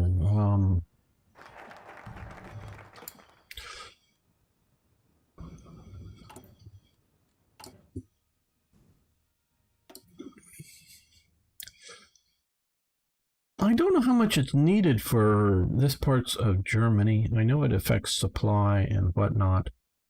I guess maybe a little bit coming out here, but obviously that will happen. So I'm not overly interested in it at the moment, unless it becomes something that I need. Adding infrastructure to low infrastructure areas, say in Russia or Africa or whatever, that can be very imperative and be very useful. but I'm just not thinking so much. Oh yeah, we want to. No, actually, you know, let's. Actually, boy, man. Let's cancel this.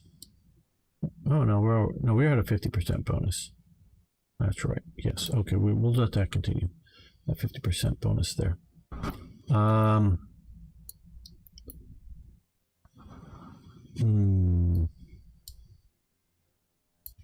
Yep.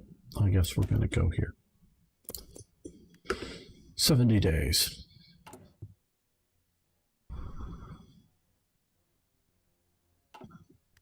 Oh, and we can improve our government here.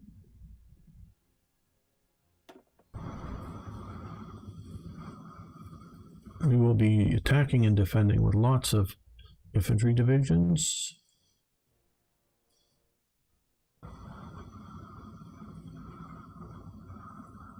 Bomber interception defense. Yeah.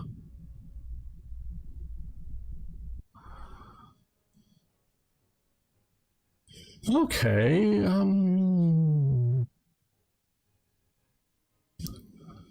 Why is Milch involved with bomber interceptions?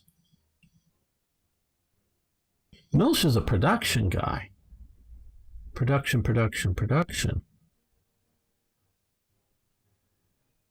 That's weird. I don't know, whatever. At least I think of Milch as production. Udet as dive bombing. Hugo Sparrow as sort of strategic bombing or one of those.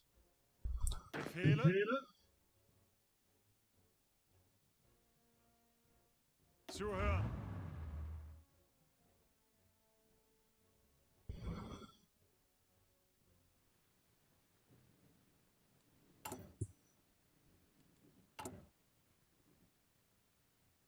Okay, so we have 30 there, 30 width, panzer divisions, 24 width. Let's see, can we add in a medium tank? Okay, we can. Can we add in a support tank? We don't have enough, but I think we're going to do so anyways. That will make sure I'm focusing on building more support tanks. Lots of unassigned divisions. Do we? We got 4 here that have popped up. That's true. Well, I think most everything. Oh, maybe saying up here, yeah. But I used to just having that and ignoring that. East or west, north or south.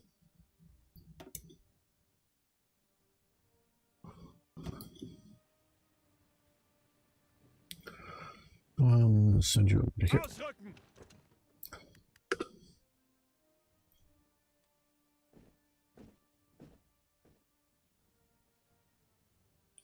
Bereit zum Ausrücken. Yeah, they're just 1% away. Get there and we can stop training.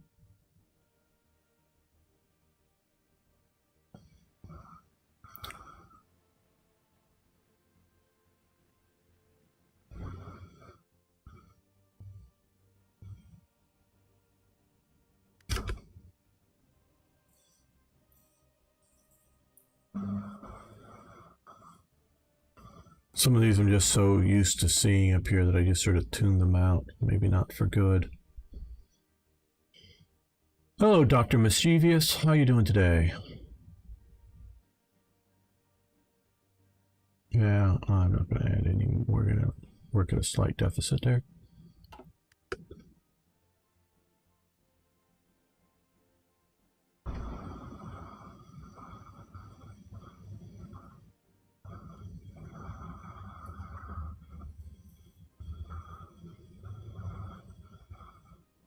I'm doing quite well. Befehle.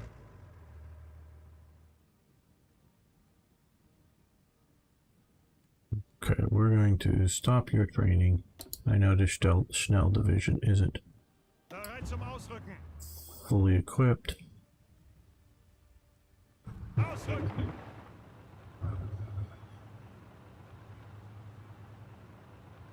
Well, we are in August 1939. We have taken over parts of Czechoslovakia, and we are building up our armies, getting ready for the big show.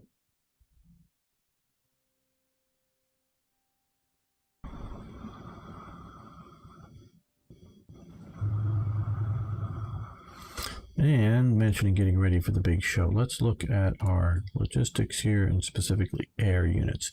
Okay, we have 1,700 fighters not currently assigned anywhere, so let's see about doing that. Where's the air base up here? Is this air base? Okay, that's in the, okay, the other one's way again. I hate God. Keep me from always ranting about things. Okay, so I like using units in about 100 or squadrons within this game. Okay, so these guys, we are going to put them up here as air superiority. These guys, they're going for bomber interception. And Jag Swall or whatever, Jag 3 Udet, which probably should be a dive bombing unit, but I don't know. We're going to put up as both. But I don't know. Okay, 120. Yeah, Northwest Germany, both. Okay, this over here.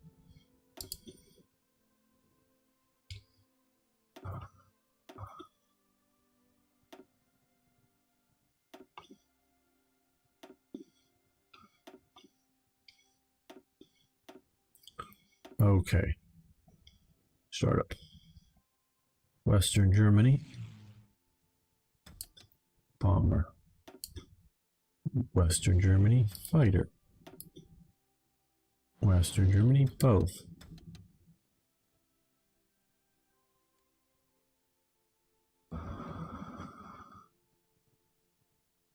Okay, now before we go any further, let's put you up over Eastern Poland. Both dominate the air there. Okay, whoa, no, yeah, that's the way they reinforce it. Let me get the operations out here fully done up. Okay,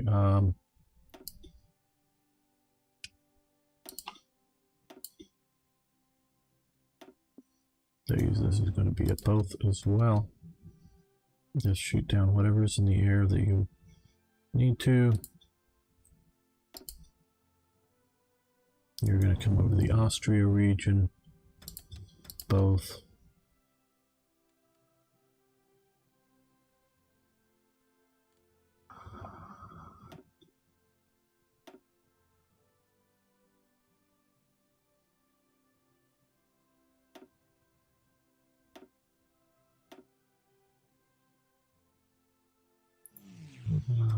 Fighters now back up to here.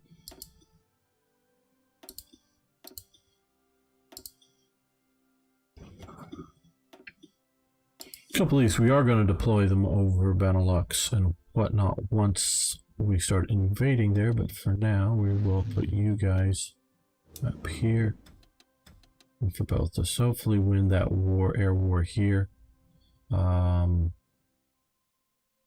Okay, we don't quite have enough over northern Germany. Now come back over here. What we're going to do is use the older models.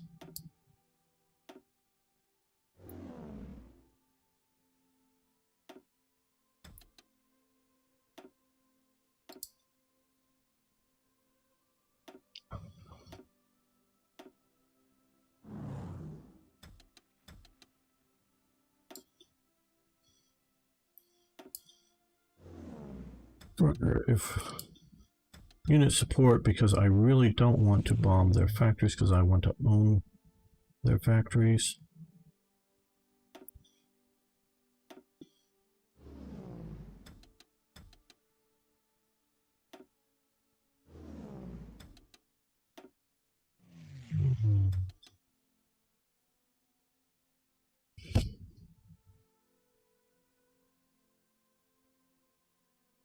You're so delayed. Well, not really. Okay. Yeah, let's throw on another 100 here to Eastern Germany. Just shoot down whatever may come your way.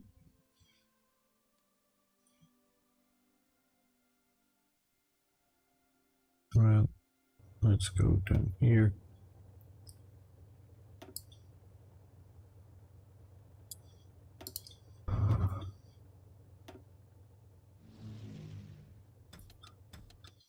Just try to keep from being bombed.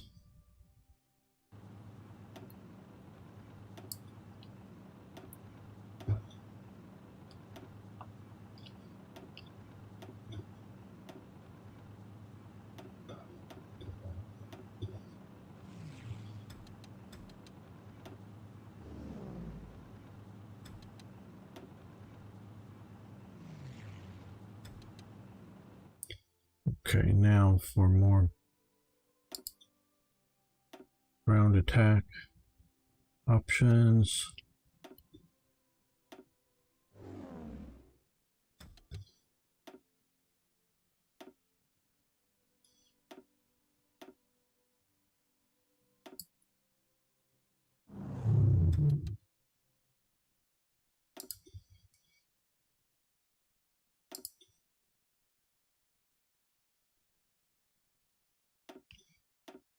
So you guys have a long, no, I just want to put you up there. Yes, okay, once you get there, you'll deploy that way. Okay, well that will give us some air capabilities.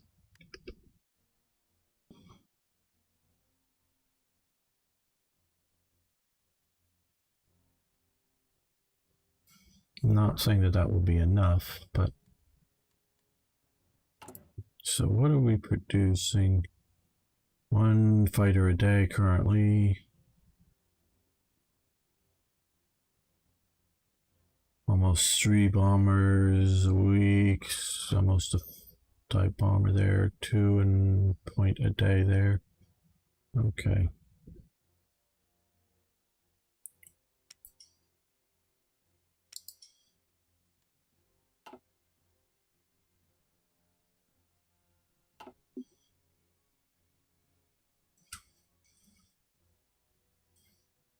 Zuhören! Ausrücken!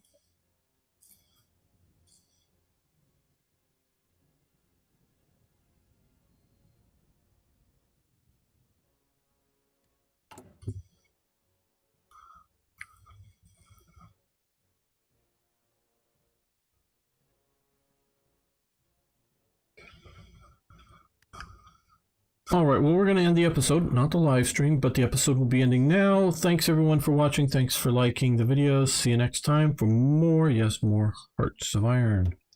And yes, we will start another episode here. Just a moment. Let me save the game.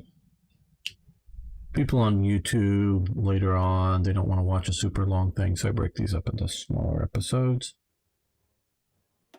Welcome back, fellow armchair generals. This is Gamer 1745 here with my continuing playthrough of Hearts of Iron 4 with the World of Blaze mod, and we're sort of comparing it to Black Ice. So far, rather favorably. We've gone in last episode, and now they should be here. Bunch of fighters to help deal with over Western Germany there. Bunch of fighters up here. Well, a few fighters up there. Maybe we need more. Yep, we're producing almost 4 fighters a day, maybe. At least 3+ fighters a day.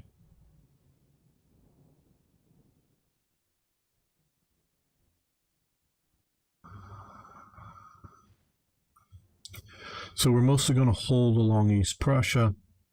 We're going to push in towards, well, sort of cut off and then push in towards Danzig.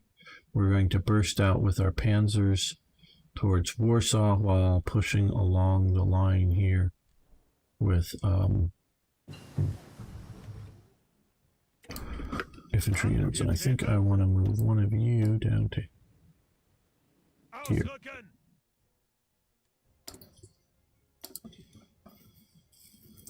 Okay, so all except for the bomb damage things, which we're going to think about, but I guess some of my other priorities are here.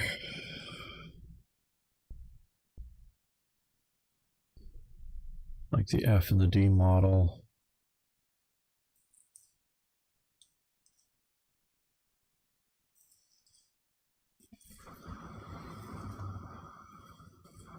Yeah, let's do that.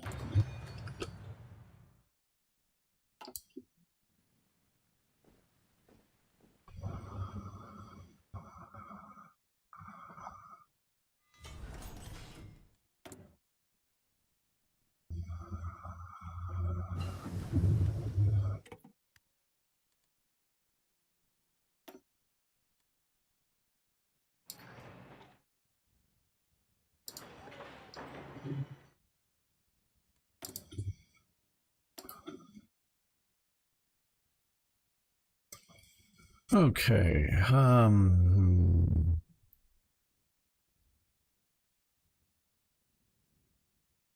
movement attack, that would be nice for them.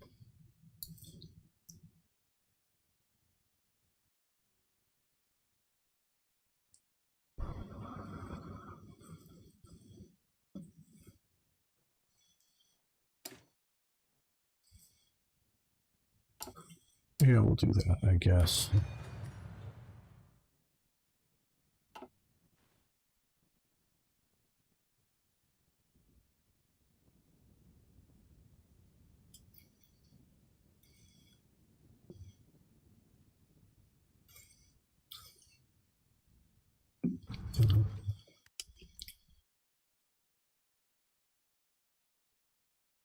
Balance import exports.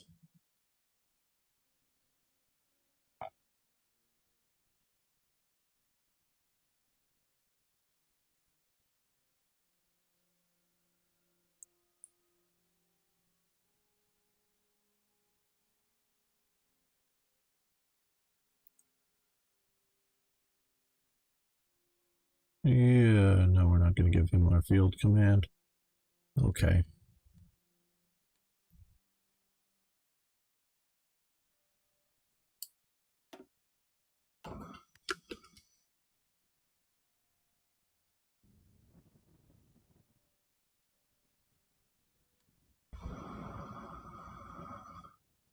Now let's take a look at the Navy. Here we are. Okay. We're going to select this, and then we're going to select submarines.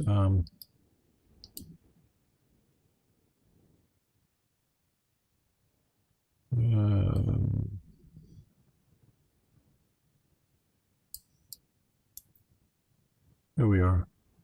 Select ships to transfer. There we go. Okay. Back to the... No, that's not the main fleet. Yes, it sort of is. There we go. Let's put Raider in charge of this. Donuts in charge of this.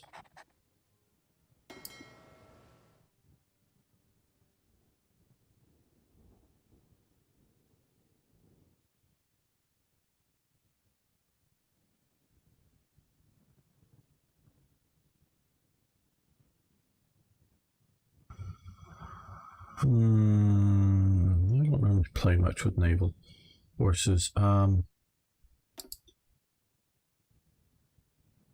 can probably tell. I'm not like my friend Toyjet, who just loves playing naval stuff. Okay.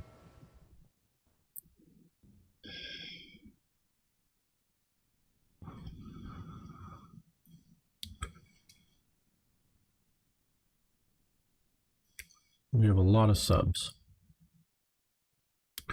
Do we make more BBs? Well, we have a few.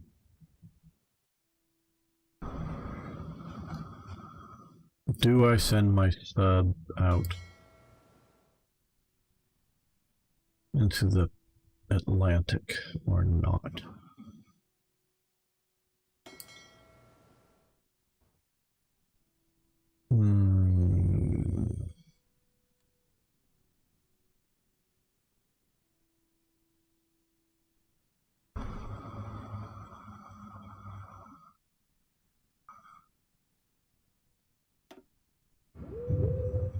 Let's send them out there.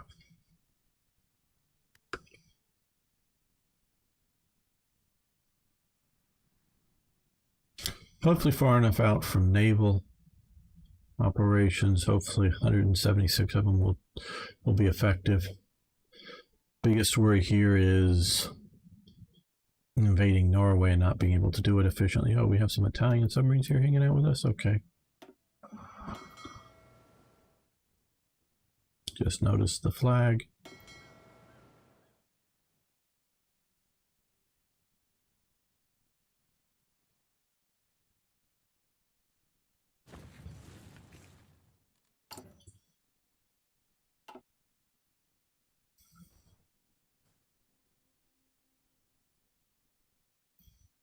We have little subs patrolling all over.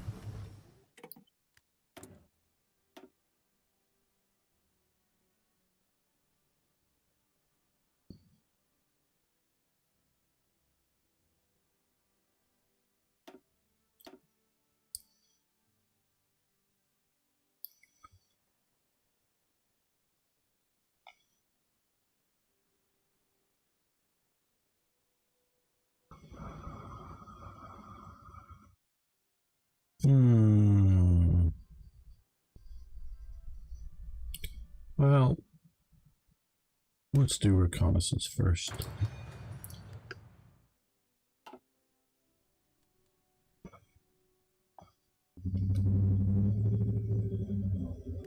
Well, we have some, but maybe not many because of that, yeah.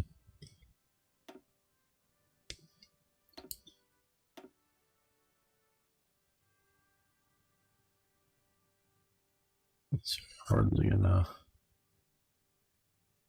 Cancel. Don't want them all shot down. Oh, we're not okay. We're producing, yes, after we get those, we're producing. We need longer range fighters too.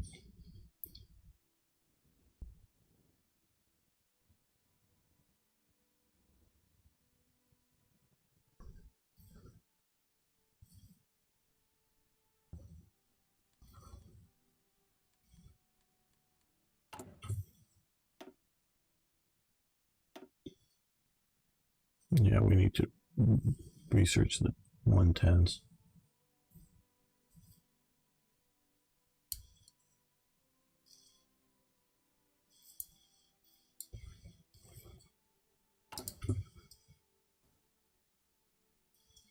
Well, maybe I'm just focused more on industry than I should be. But, well, no, I don't think so.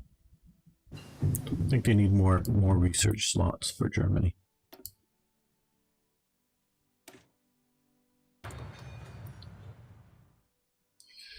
When you expand to needing, say, both types of tanks, support tanks and main battle tanks, as it were, and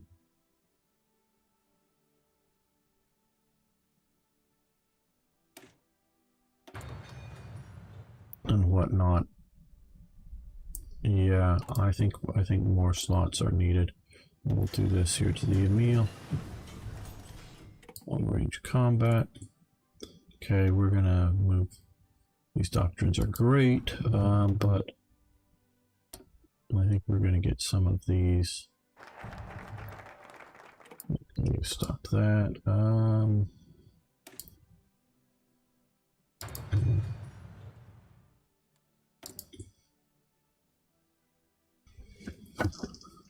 Hey, Rhaegar Delshi.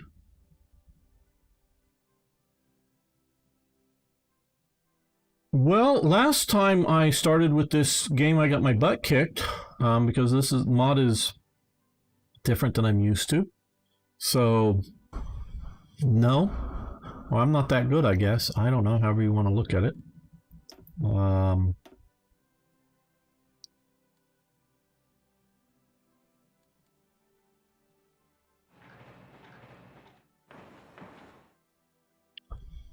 Because this mod changes things considerably. Yeah, we can do that. 7 days, 7 days. That's nice. I am going to continue with the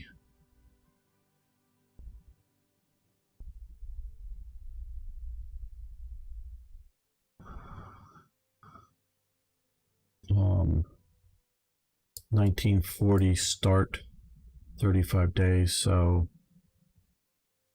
but a little earlier than I did last time.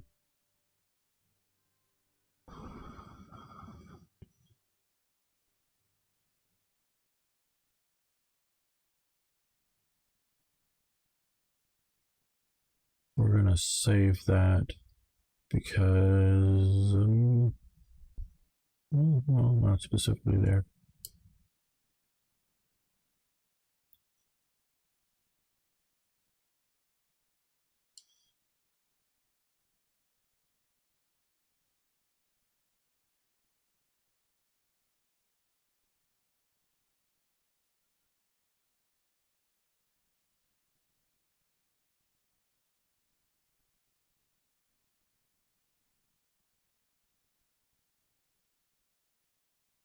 Well, things are very different, and so when you're used to playing, say, either standard or black ice, and you come over to this with very different assumptions here, it becomes a bit of a learning curve, if you will. Hello, General Beta. How you doing today? And anybody and everybody out there, if you haven't already followed on Twitch or subscribed on YouTube, you can do so. And I'm live streaming to both platforms simultaneously, so whichever one you like to do, you may do so. Watch me on, that is.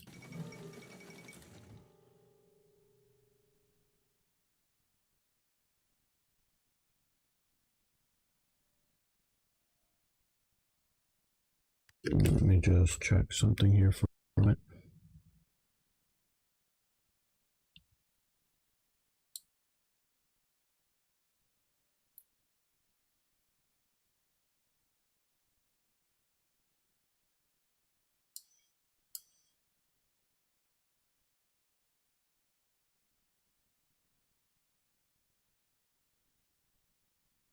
Okay. Here we go. Back to this. Angetreten. Who needs a spare division? Who needs a spare division?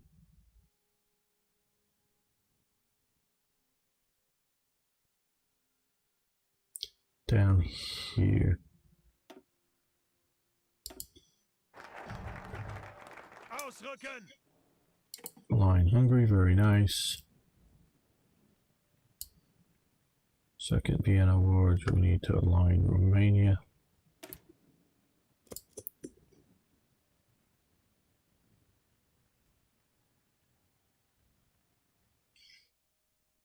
Well, yeah, I saw the negative viewpoint about that. Now, we don't, well,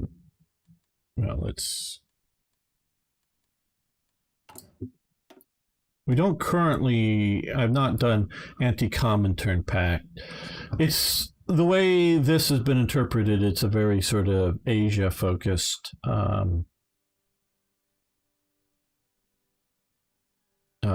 focus. Looking for a different word there, but now the original Anti-Comintern Pact was suggested by Hungary, but they end up not, and I'm not sure why, not initially joining it. They eventually get into it, but they don't. And Eventually, Italy joins it and a few other nations. Then the Ribbentrop-Molotov Pact happens that technically breaks the Anti-Comintern Pact. Once Germany goes to war with Russia, they set up a second Anti-Comintern Pact. And sort of surprisingly, one of the nations that joins the second Anti-Comintern Pact, basically their own free will, is Denmark. Even though they're occupied by Germany, they joined the Anti-Comintern Pact. So it's sort of renewed, if you will. And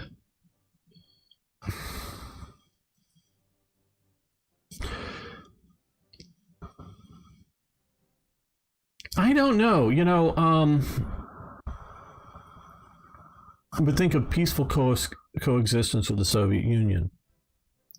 You have to realize here that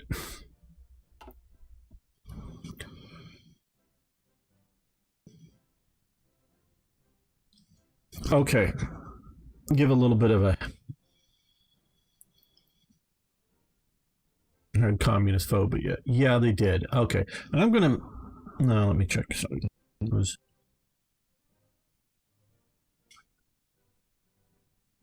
Yeah.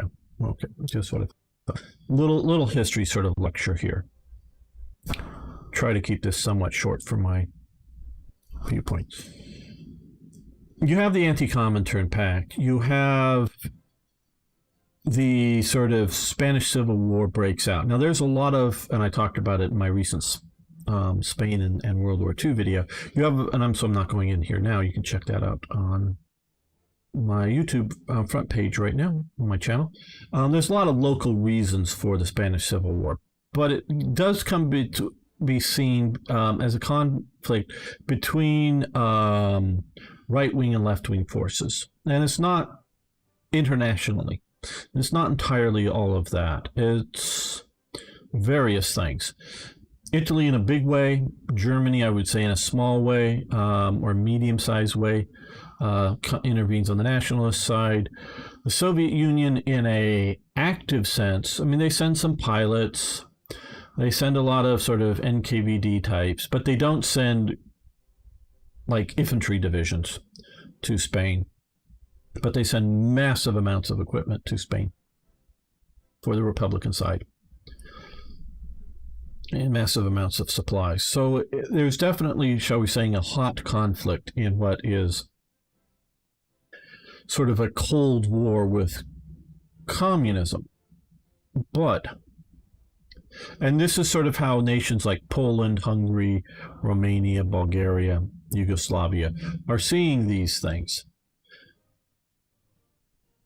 Romania is very much pro-France, secondarily pro-Britain, wants to be a Western nation. I'm not saying it is a Western nation. I'm saying it sees itself as a Western nation, not as an Eastern nation. Wait for the loud motorcycle to go by.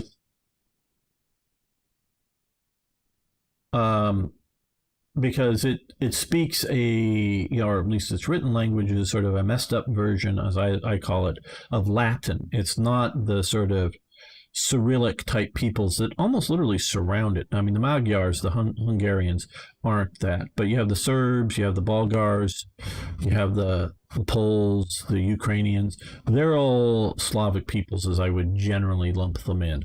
And I'm not talking about any weird racial way that Hitler and the Nazis talk about. I'm talking about it in cultural sense. And so Romania sees itself as sort of an outpost of the Roman Empire that's left there and whatnot. But the other nations around it, and so it has a very sort of Western focus.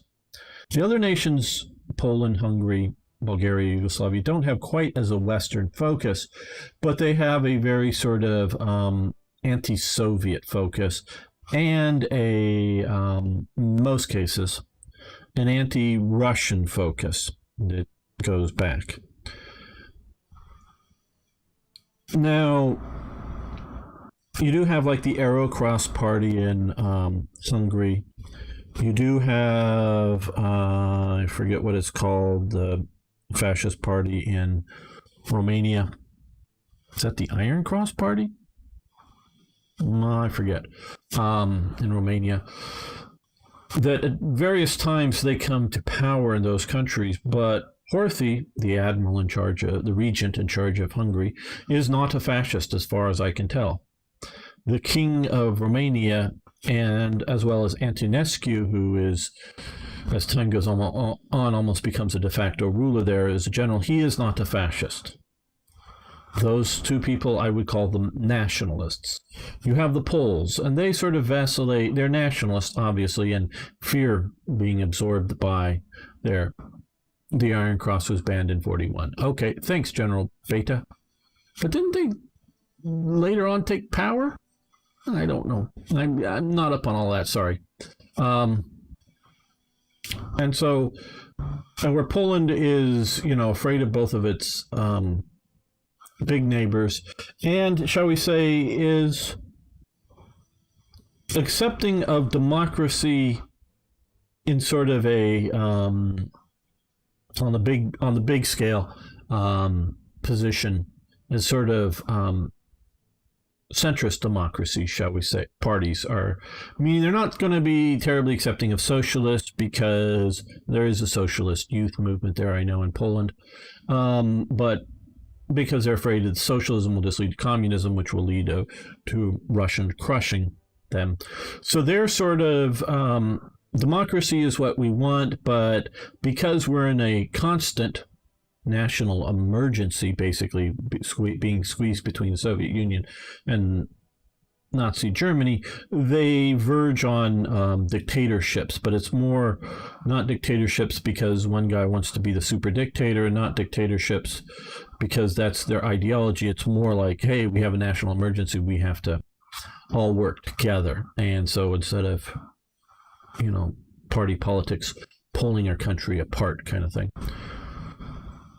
So you're looking at that kind of grouping, and they see the National Socialist and the socialist ideologies. And they're socialist.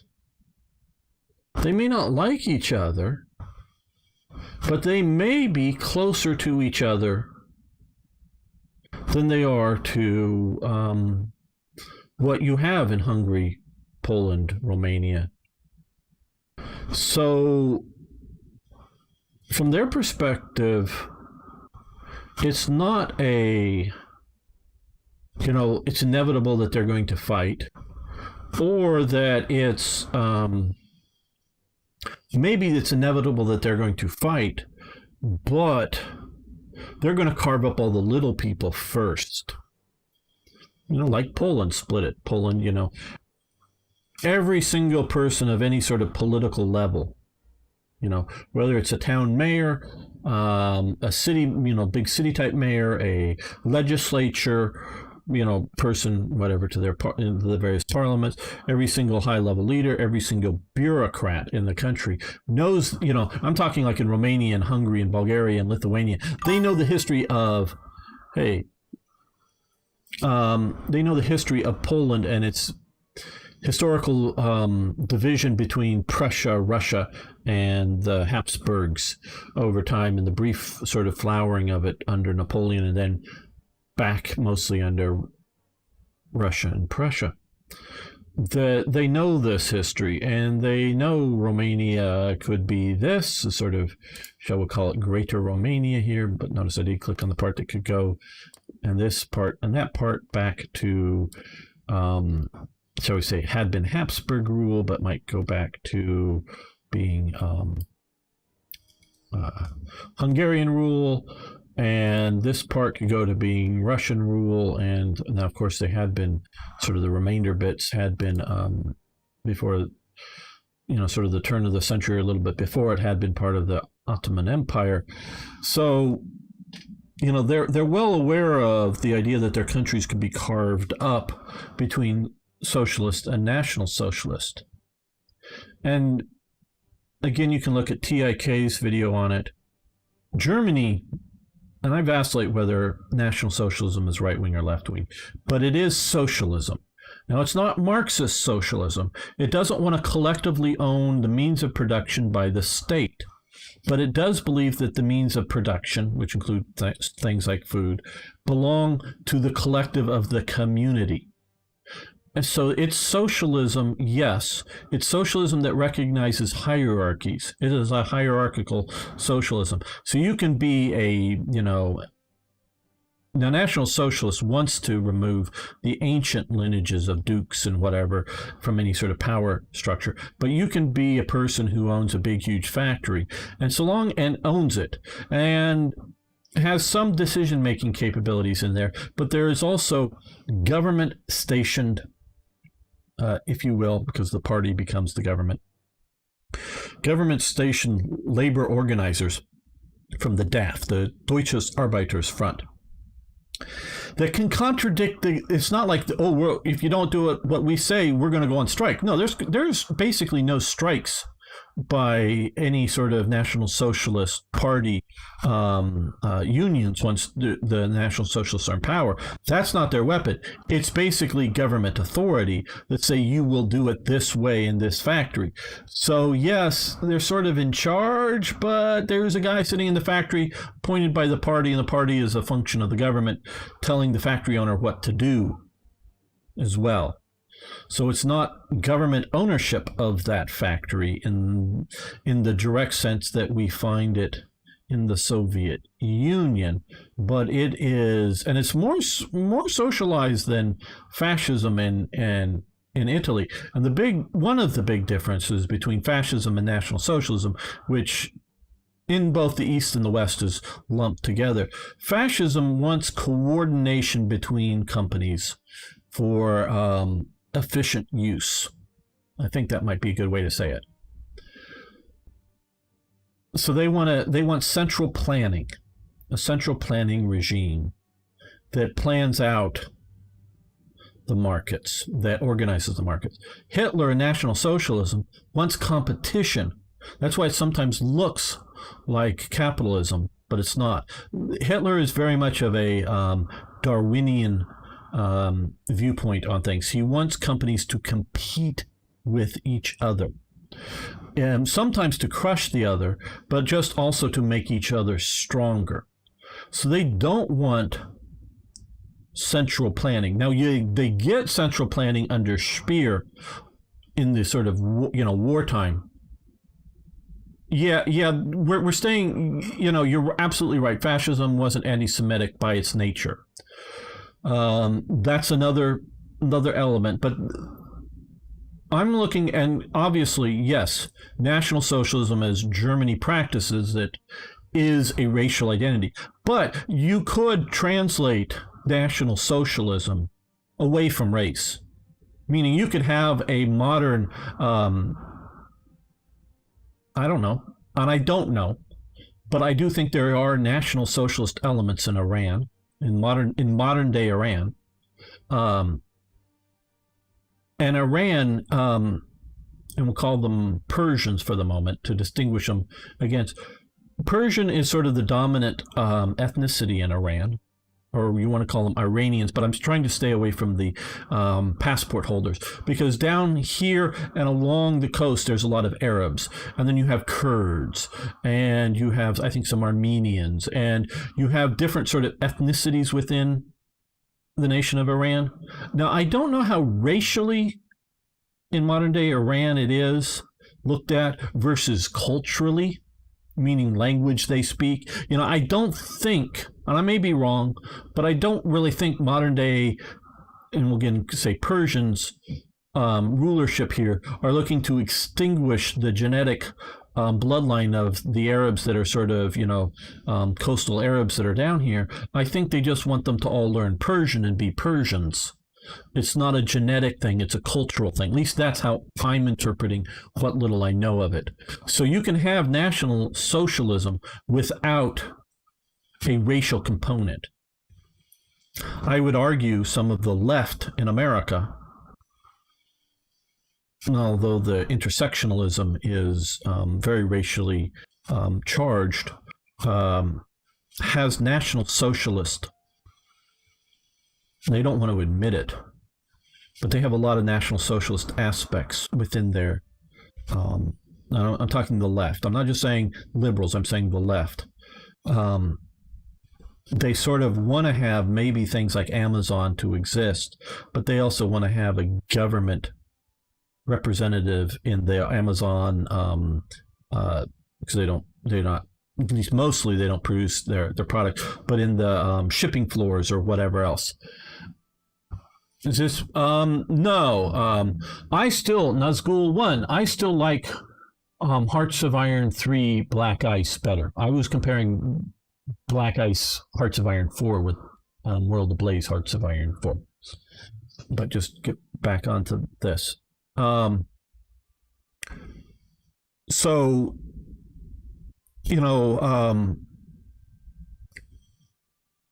looking at National Socialism isn't leveling Marxism. Marxist socialists look for leveling. And I use that term because if you look back in the 17th century Britain, there are levelers. They're not communists. They're not socialist in a Marxist sense.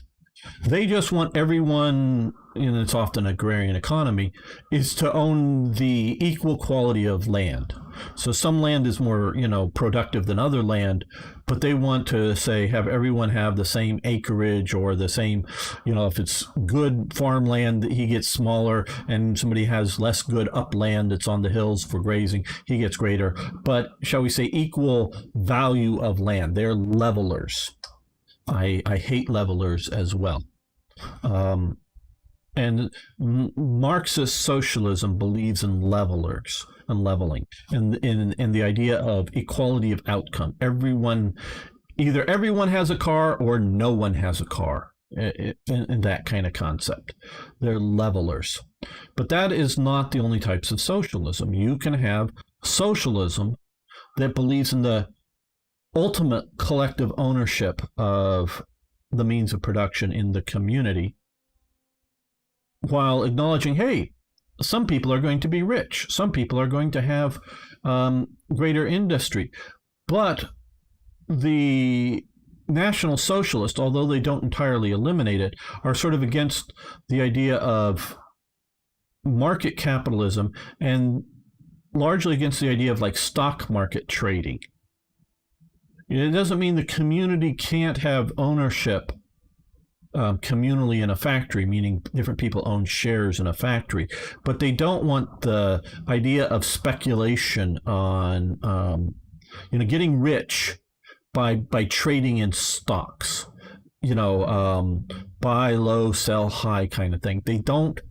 There's a lot of ranting against that in National Socialist literature and that sort of capitalism. So, and these are, and again, getting back to the Anti-Comintern Pact and the Ribbentrop-Molotov Pact, these people out here are, we'll call them traditionalists for lack of a better collective term. They're traditionalists. And some of the economies are still very agrarian. And agrarian, not just agriculture, lack of industry. I mean their muscle power or wind and water power agrarian, meaning they don't have tractors or they don't have other driven farm machineries. They're milking all their cows by hand and not hooking them up to milking machines that suck it all into big vats very quickly, and trucks don't come by daily and pick up the milk and drive it to the city daily. Not that doesn't happen. I'm sure you can point to those existing, but a great excuse me just a second. A great amount of the farms are not that in this part of the world. And so they're not necessarily huge, market capitalist industrialists. They are traditionalists. And so they see themselves being squeezed between National Socialism and international socialism that wants to, there is constant propaganda breaking down religion, breaking down religion in Germany too. Now they're just replacing it with National Socialist religion. I guess in a way they're using international socialist religion, breaking down religion in the East as well. And they're also trying to break down nationalism as much as they can. And it is only with the German invasion do you start to see Russianness used in propaganda against the against the invasion of the Soviet Union by Germany. So these nations in here, Poland, oh, hey, yeah, Molotov, let's get it right, have just agreed on something. Prussia and Russia have just agreed on something. What would Russia and Prussia have to agree upon? I wonder what that could be. Now, Poland, of course, was never invited, was not going to be allowed to be part of the Anti-Comintern Pact, but primarily because Germany wants to erase anything termed Pole. He is very anti-Polish. National Socialism and fascism are kind of notorious for abusing religion for their own gain, I believe. General Beta, I would say fascism, which I don't know if it's an accident or not, but fascism almost exclusively comes to power substantially or has substantial support, not entirely, but almost exclusively, but yeah, in Catholic countries. And, in one of Hitler's trips to visit Mussolini down in Italy before the war starts, and Mussolini, of course, had the Concord with the Vatican that allowed primary education to remain in the church's hands. Mussolini didn't like this, but he accepted it. And so it's not the state necessarily educating the youth, it's the church still. And so Mussolini asks, well, how do you deal with the church? Or words, obviously.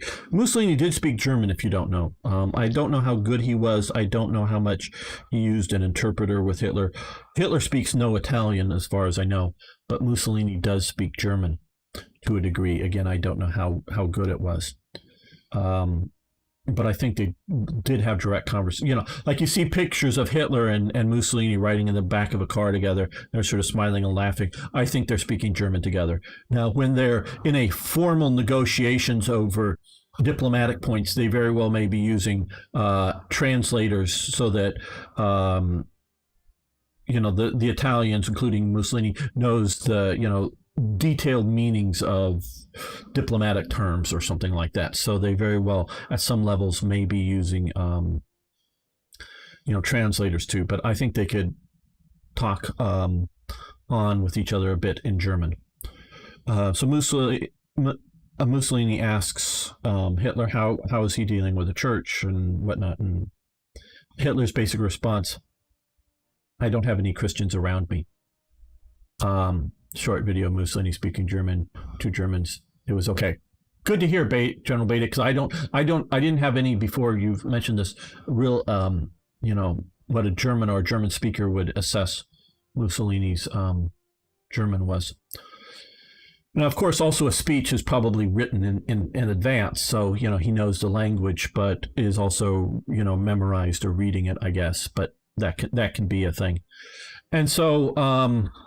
I don't have any Christians around me. And that definitely, and this is noted in a book on Hitler's religion.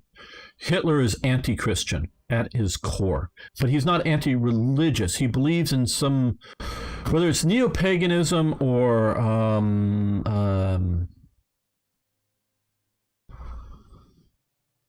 keep forgetting the other word that they want to use.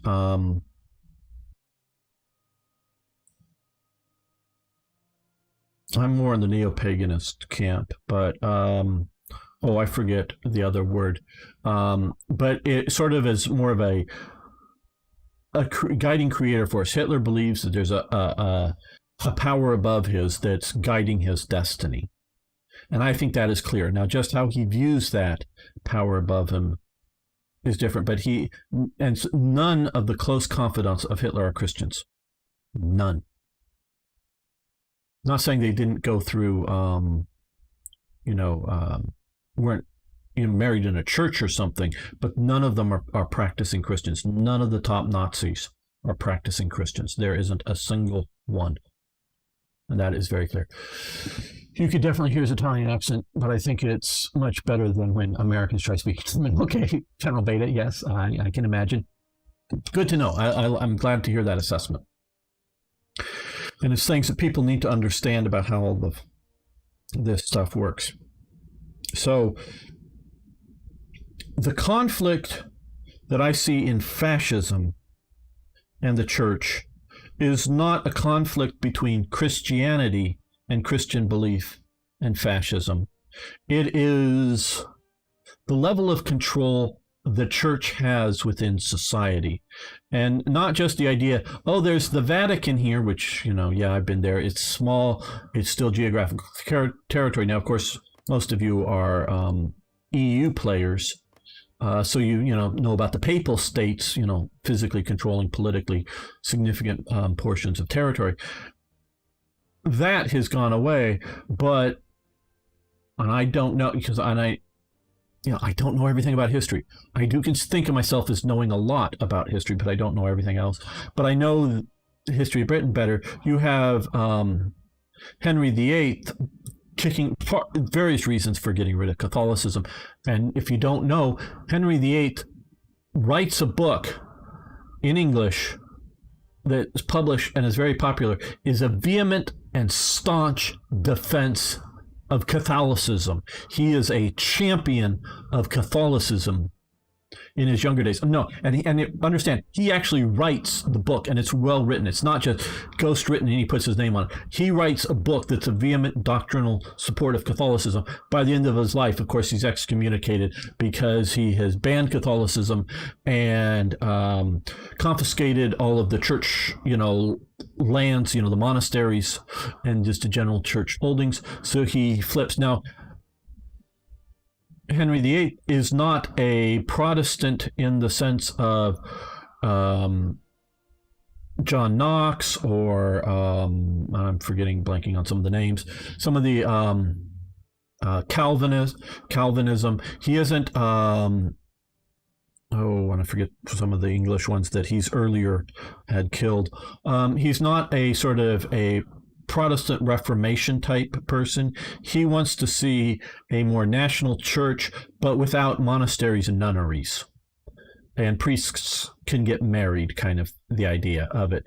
It's still sort of a traditional church, but without a political control Rome. So they get rid of church, land, farm landowning, so if a church was going to exist, it's going to be in a city, big like cathedral, absolutely. And it's going to maybe own the land that the cathedral sits on and immediate sort of buildings around it. But it isn't going to be allowed to own half the town because people donated it to the church and it's no longer taxed or owned by the state.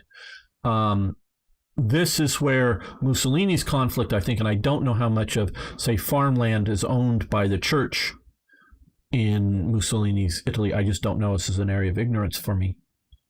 But that kind of thing is where Mussolini has the conflicts with the church primarily, is control over, if you will, the actual means of production, ownership of land, ownership of property outside of immediate sort of church buildings. And I don't see Mussolini as a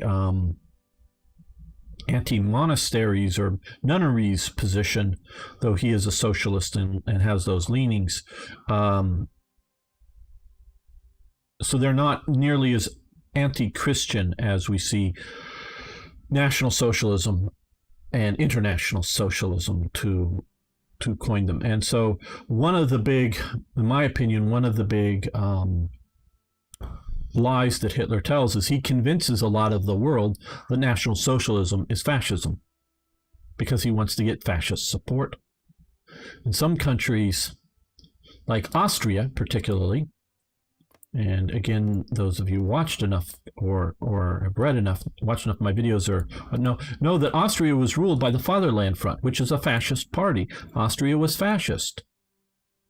Hitler wants to take it over, and there's a National Socialist movement in Austria. So in Austria, it was primarily a conflict between fascists and National Socialists. And a core element of National Socialism, as Hitler sees it, is all Germans, at least all Germans in Europe. He's not really, at least anything that he attributes because he attributes Anglo-Saxon England as being a type of Germans, and they are. He sees the success of America, although as corrupt as he sees it as a success between the National Socialists and the Germans who've moved to the United States or to the New World. He's not really wanting to organize those up into his Reich, but he wants to organize all Germans of Europe into it. So he wants to fool the fascist into thinking that National Socialism is just fascism plus German racism. It is not. Now, fascism and National Socialism have more in common, particularly in their ultranationalism, that both fascism and National Socialism have, versus international socialism, which is trying to get rid of nationalism. So there is definitely more reasons for these two to be aligned. But once you throw this in here, now I don't think Mussolini, as a fascist leader, is worried about the Ribbentrop-Molotov Pact. I don't think he was consulted by it, though. And I think that is one of the reasons that pisses him off so much and why he invades Greece without telling Germany that he's planning on invading Greece. Interesting consequences in history.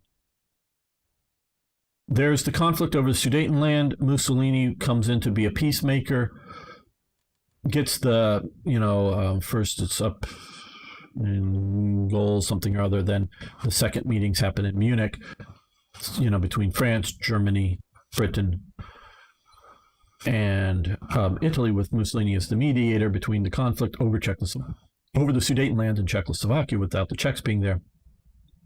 That makes Stalin more paranoid because he wasn't invited.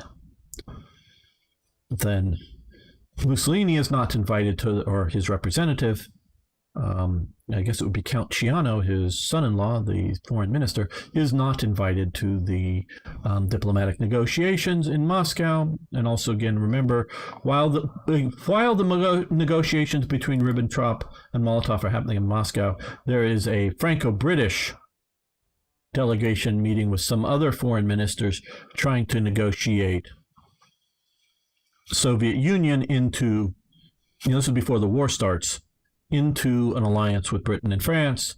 The main stumbling block for them is they won't accept the idea that the Baltic states and maybe Finland will get to be swallowed up by the Soviet Union, whatever Poland might have been. And so that is, they won't budge on that. And so the better offer comes from Hitler. And so you have to realize this. It ended in a German victory. That's how it ended, General Beta. At least, the conquest. Of course, the war goes on. And there was no real good sign of Italy throwing the Germans/Italians out. It was only the outside powers defeating them. Hello, Scappy5. How you doing? So Mussolini, is a bit peeved over not being part of the Ribbentrop-Molotov Pact. But he doesn't see it, as far as I know, as I'm doing well, thank you. So, but these nations in here very well could see that. Now, I do believe nations that had good relations with Germany are getting diplomats, the ambassadors are talking to these nations here and trying to go, hey, don't worry about it. Too much. We'll just have to give that to the Soviet Union. This and this are going to go to the Soviet Union. This is going to go to the Soviet Union. This is going to sort of be in the German sphere. Oops, we changed our mind later on. That goes to the Soviet Union, and we get more of Poland. But we'll talk about that. So I know this has been a long history, interesting history analysis more than specific lesson.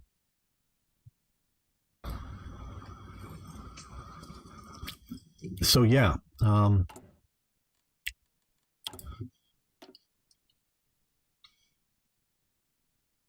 don't know what happens really if we sign this now. So we get bad thoughts from Soviet Union, but we have good thoughts now. So I don't think we will sign that now.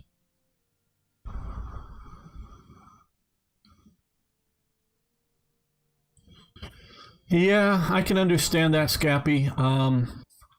I do know, and I was talking maybe before you got here, about how Romania sees themselves as a Western nation, as opposed to seeing themselves as an Eastern nation culturally, not, where it's located. They know where they are, an Eastern and Western European nation.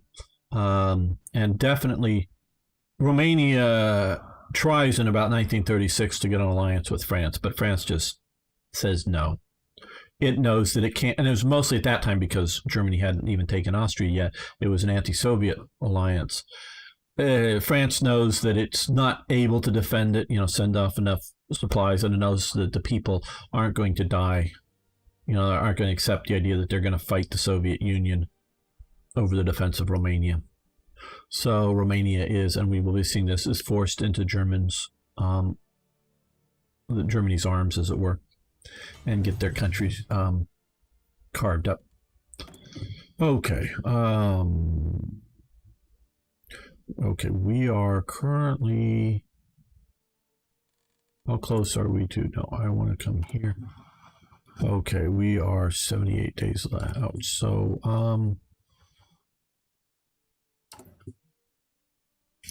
well, what we're going to do is we're going to start another fighter line.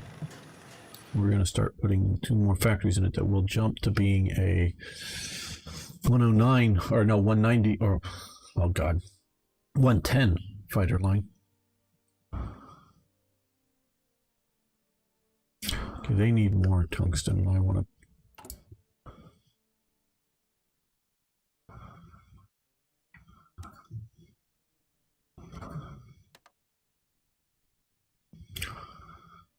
Okay, certainly I can. German focus tree here. Just sort of quickly. We can see over here air innovations, Wehrmacht through here, sort of the 4-year plan. This is if you want to go sort of an alt history route over here, come through the sort of historical path. We can see the diplomatic, Rhineland, Anschluss, fate of Czechoslovakia, down into the various Danziger wars here. Naval efforts over here, and sort of an alternative non-Hitler sort of path that they've sort of left in existence, if you want to play it. So everything's changed. It's not a total conversion in the sense that they've made a...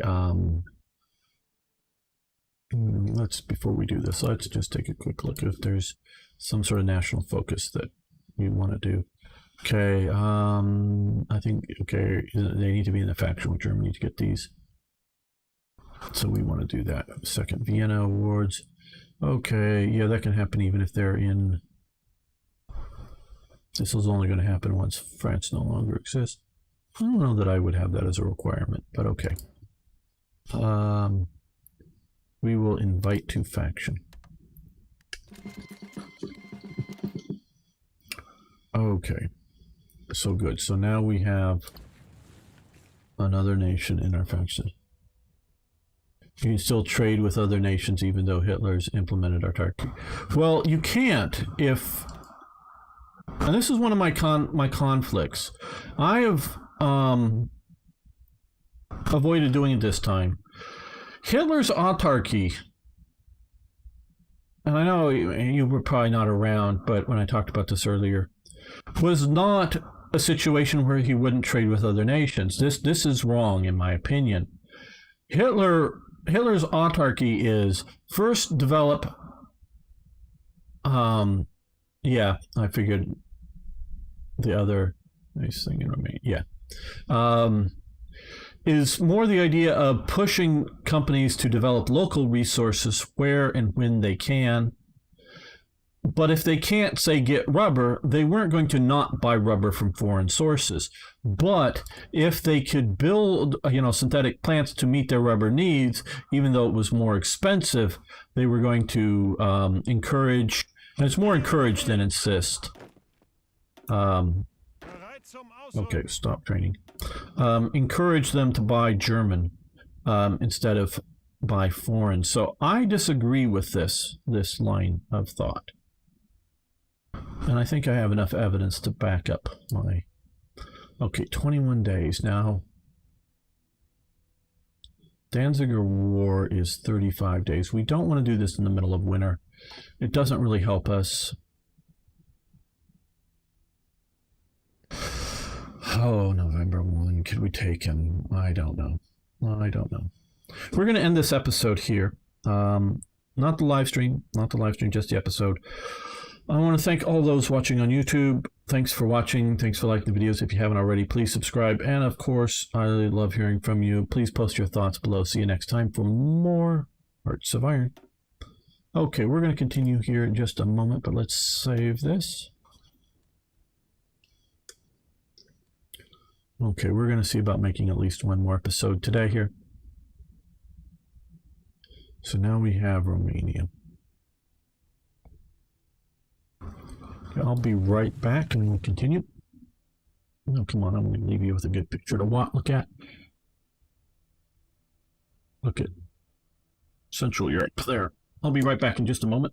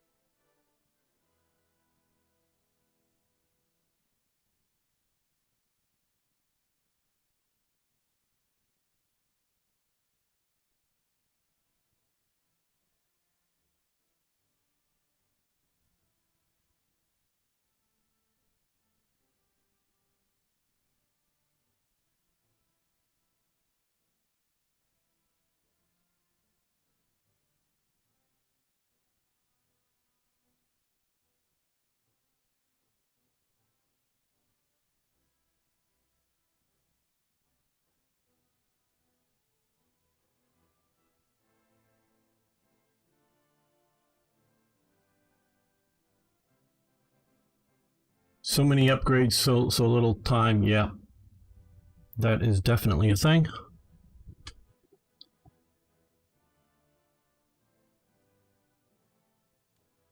Okay, let's start another episode. Welcome back, fellow armchair generals. This is Gamer1745 here with my continuing playthrough of Hearts of Iron 4 with the World Ablaze mod. Is it better than Black Ice? Well, that's what we're trying to find out by playing it and comparing. We need to see about a national focus here. There is going to be maybe a 90-day delay, 3-month delay from, because this sets Danziger War. This sets a, is it in here? Effect, Danziger War, I don't know. Well, sets a delay that will keep us from pushing into where, oh, here, Western plans. It'll delay that. So,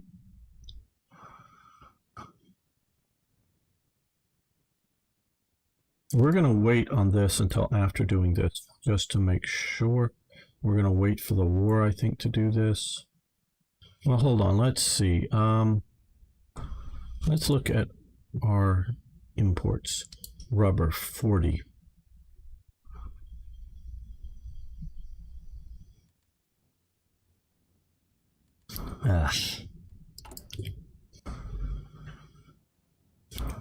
Okay, so currently, each one of these will produce 3 tires, 3 rubbers.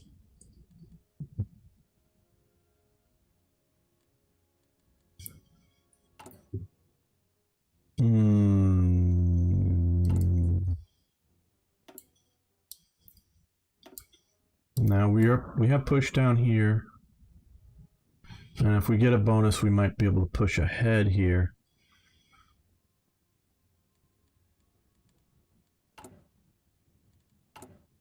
Let's look at this. This will get +1 for every one there, so this and this. If we had this, that would get us, we would need 10 rubber. Okay. 6,000, 18,000. So each one of these, now they have made these a lot cheaper to build than the standard game, but these are 3 times the cost. 3 times the effing cost. Not that it shouldn't be. I'm not complaining about that, but that's just going to be a long building time. Ooh, not nice. Not nice at all indeed. Now, of course, we're going to be cut off from the far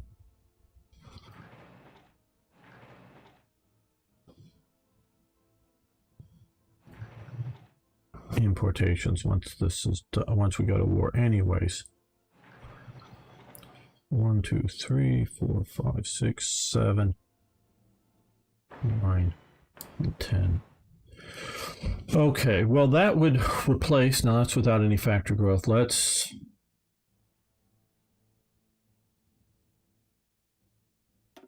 move the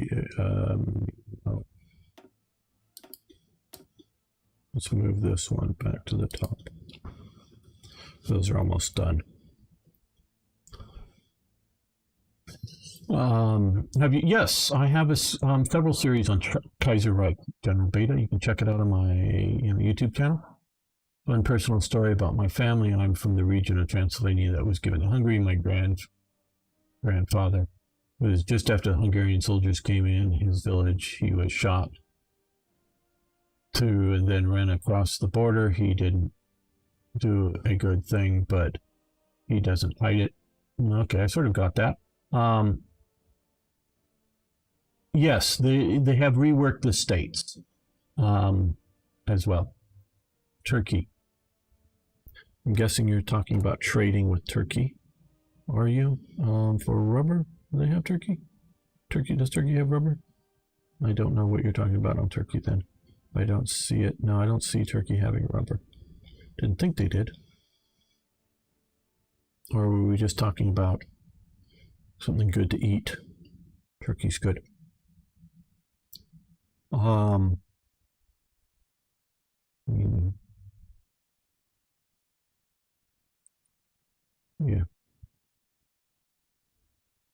Yeah. No rubber in Turkey. I didn't think it did.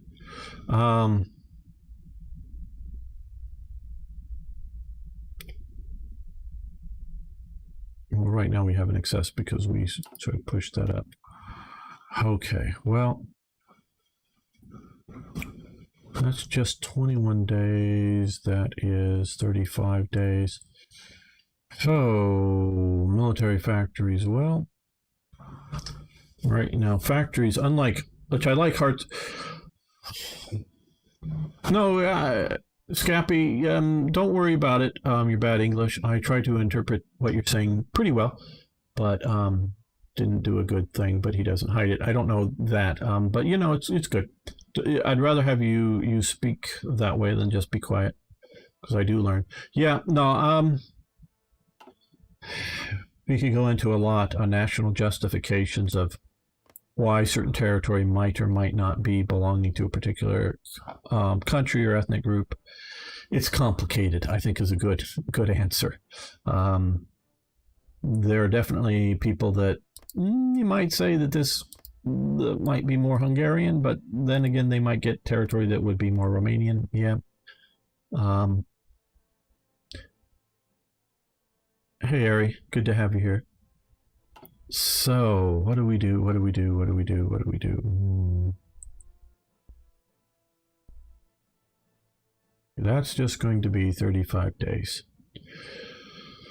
We could hit this. Okay, don't worry about that for the moment. That's just 14 days. We want to hit, if we hit here, we want to hit here. So that's going to be 70 days.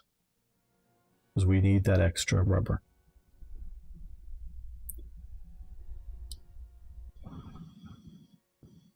And then we can hit, well, 70 days.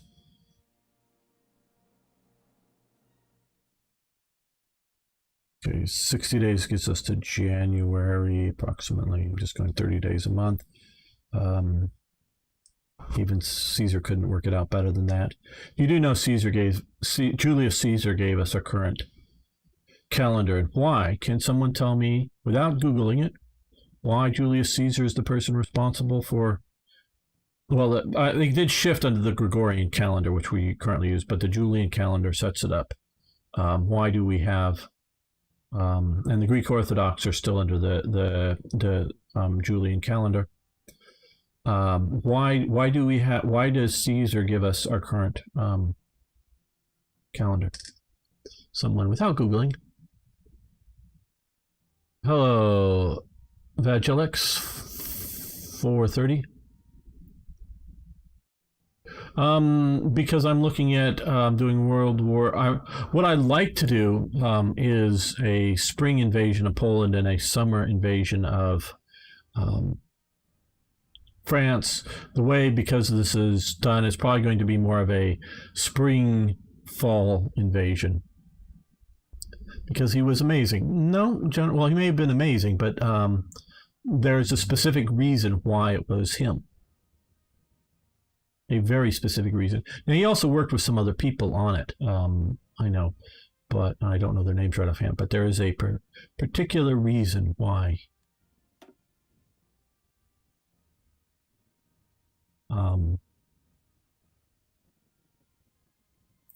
Okay. There's two types of calendars out there. Generally speaking, I mean, we can always divide things up. There is a solar calendar and a lunar calendar. A lunar calendar bases the calendar on the moon and going through the phases of the moon. That's what the Roman calendar was. Now, what that does for you is, after a certain amount of time, it puts you out of sync. When you think it's supposed to be, say, spring, it's still winter, or vice versa. I don't quite know. And so what they had been doing, and it was up to one guy in Rome, the Pontifex Maximus, the head priest. His job, one of his jobs, was to periodically adjust the calendar. Give like some month randomly, okay, this month there's going to be 45 days this month, to readjust the calendar back into sync with the solar calendar, the seasons. You know, spring, summer, winter, fall. Solar calendar, 365 days, and it's actually, of course, 365 days, 65 and a quarter day, no, quarter or third, whatever, to get around the sun. So he converts it because and it's an elected position. Julius Caesar is the Pontifex Maximus. And he wanted to get rid of it, and it was sort of something of a corruption. And I think at the time when he did it, it had been almost 10 years or something since they had done any sort of correction. So, you know, hey, plant in July. That's when you plant, or plant in May. Well, hey, May, it's snowing outside because it's half a year out or something like that. It was really bad. So as Pontifex Maximus, and to get rid of the need to periodically, and since you paid things like rent on a monthly basis, not on a like every 30 days, you paid rent every month. So if you had a month that was 45 days long, well, hey, you didn't pay as you got more days out of that month versus, yes, you're right. All the Orthodox still use the Julian calendar. And so you know what could mess with people, and also money lending was often done on monthly, so you could mess with different things, either make a month shorter, make a month longer, however you wanted to do it, as Pontifex Maximus. Well, he got together with some people, partially because of his stay down in Egypt with Cleopatra and the Ptolemies and the various work that they had done, figured out a solar calendar.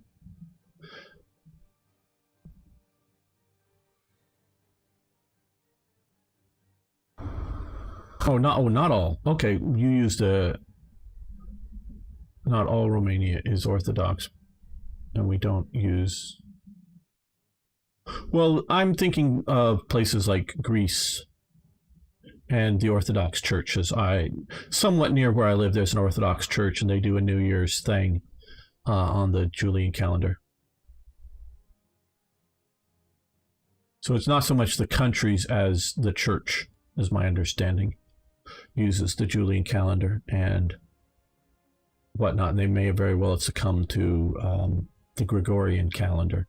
But religiously, they still celebrate Christmas on the 25th on the Julian calendar, and not celebrate the Christmas on the 25th of the Gregorian calendar. At least that's here, because they do Christmas on celebrations on the Julian calendar and not the Gregorian. Now, it was Pope Gregory the whatever, I think, is the one Ari can maybe. Hey, Ari, isn't it Pope Gregory? Which Pope Gregory that sets up the Julian calendar or the Gregorian calendar? You're the Pope expert around here. Do some quick Googling and make yourself look smart. The Romanian Orthodox Church uses the Julian calendar. They changed in 19. Okay. I know the Crusader popes. How are you saying it's not a Crusader pope? Huh? Pope Gregory. Which Pope Gregory is doing the Julian or the Gregorian calendar?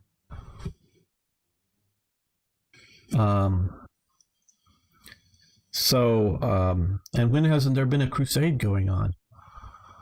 They were doing crusades into North and South America,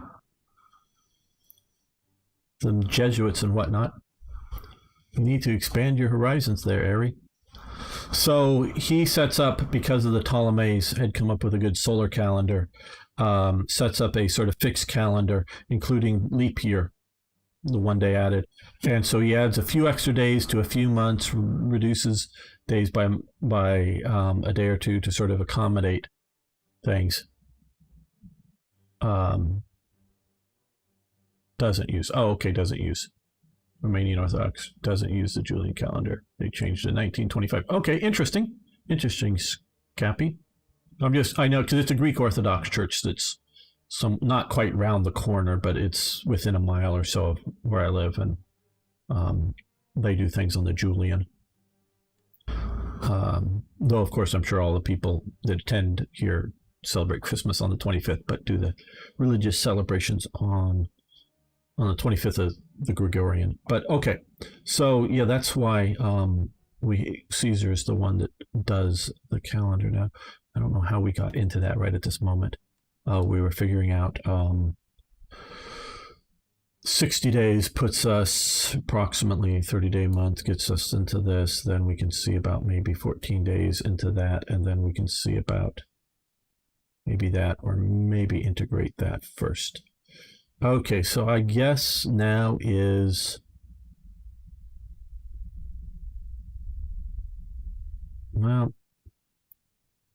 gonna do that. Okay, This doesn't affect trading with Sweden, I guess. If all that's correct. I don't see a little Swedish flag there. So we can do this first and this.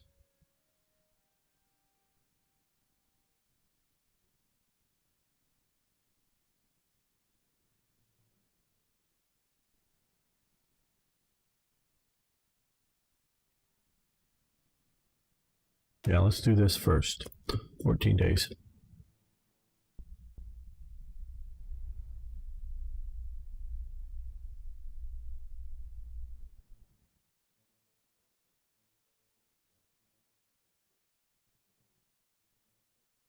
Okay, we have 6 more divisions here.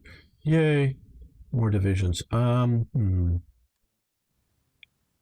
think we probably we're strong enough to take there. Let's form a new army. Find a division or army commander.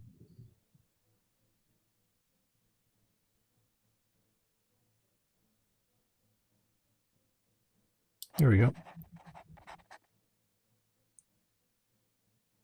Let's move into that side of the river over there.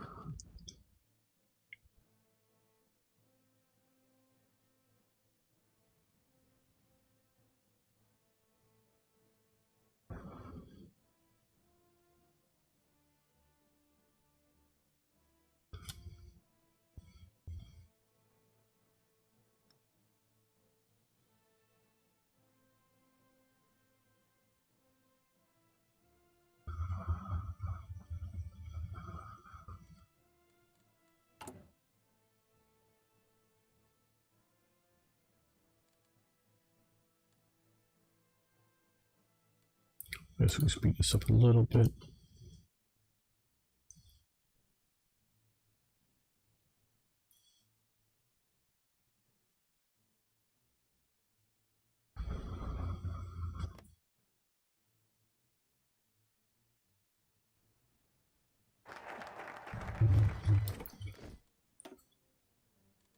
Now let's look at trade, steel.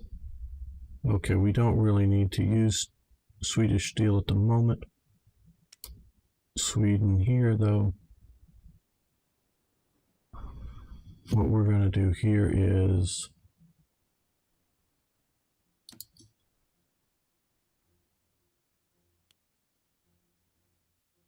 that and up this. Get more from that from Sweden. More tungsten. We need to make sure we continue with this. Yeah, we'll integrate Romania.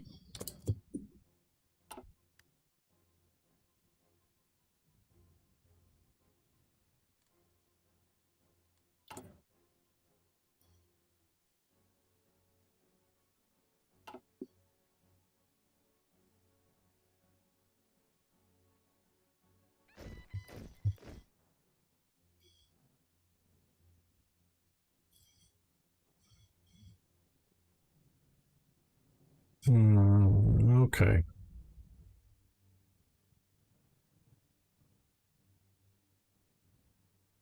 It looks like we're moving most of our air fleet.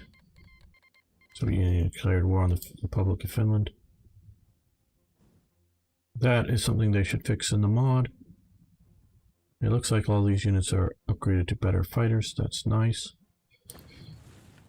I know I'm messing with things by starting late, but whatever. Okay. Okay, Republic of Finland rejects Soviet demands. Yes, yes, we know. Okay, yeah, this is just 20 days.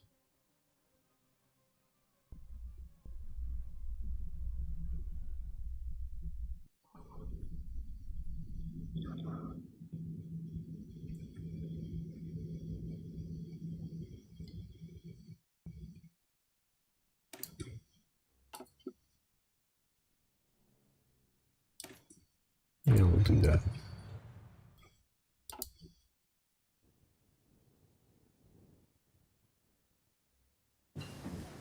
Bereit zum Ausrücken.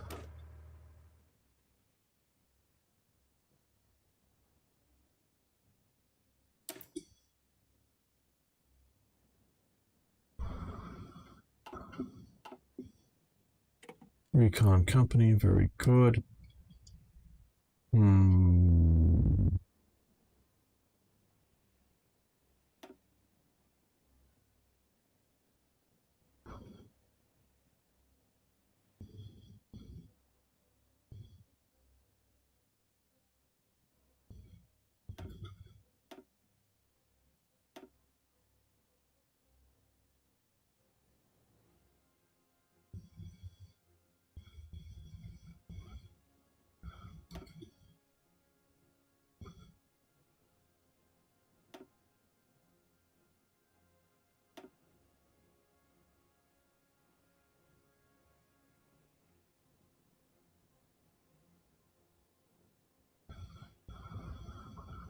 That will reduce the width of some of those units.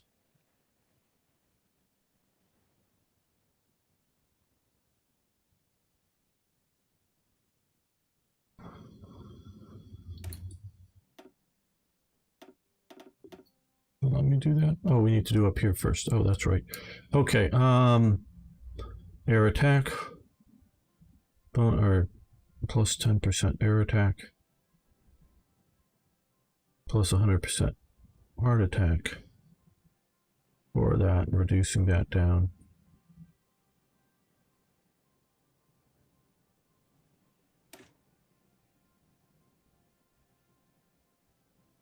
Yeah, we won't spend. We'll just do that. Now, how are we doing? Oh, we want to come over here and see if we were to add support anti-air. Okay. Oh, good. We have maybe not exactly enough. I don't know, but mostly enough, I guess.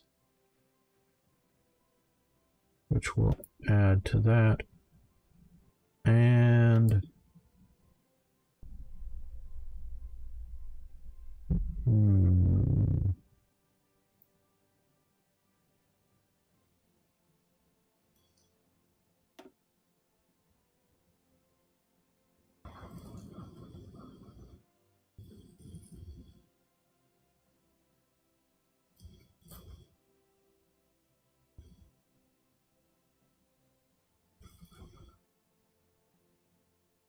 yeah, we'll do that. We'll just sort of heavy firepower into them.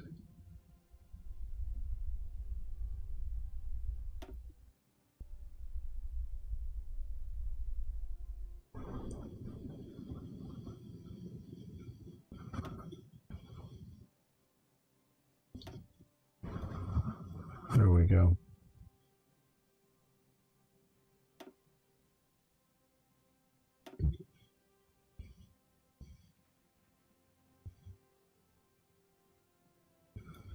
Combat will go up to 30.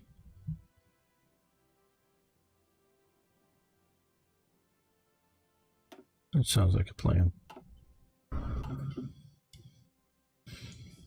Just did a bit of research. The Romanian Orthodox Church uses a revised Julian calendar like the Greek Church and the Bulgarian Church. The Russian Church and the churches under it does use the Julian calendar. Very interesting. Thank you.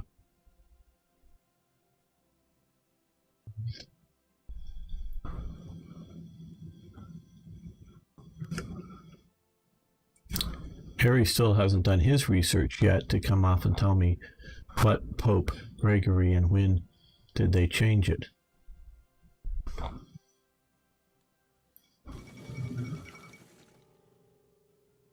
Kingdom of Romania, Saints Bessarabia, yes, yes. Okay, now you're integrated and we have that. Okay, so we still want to get that when we can. They're not yet in a faction with us. So we're going to come here for autarky. Also, the other thing is research excavation bonuses would have been nice earlier on. Okay. Oh, there's Airy coming up with it. Okay. And copying paste, I'm presuming, not sure, but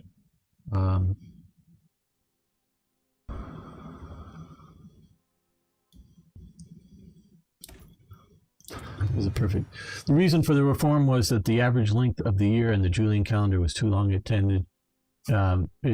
treated each year as 365 days, 6 hours in length, whereas the calculation showed that the actual length of the year was slightly less, 305 hours and 49 minutes.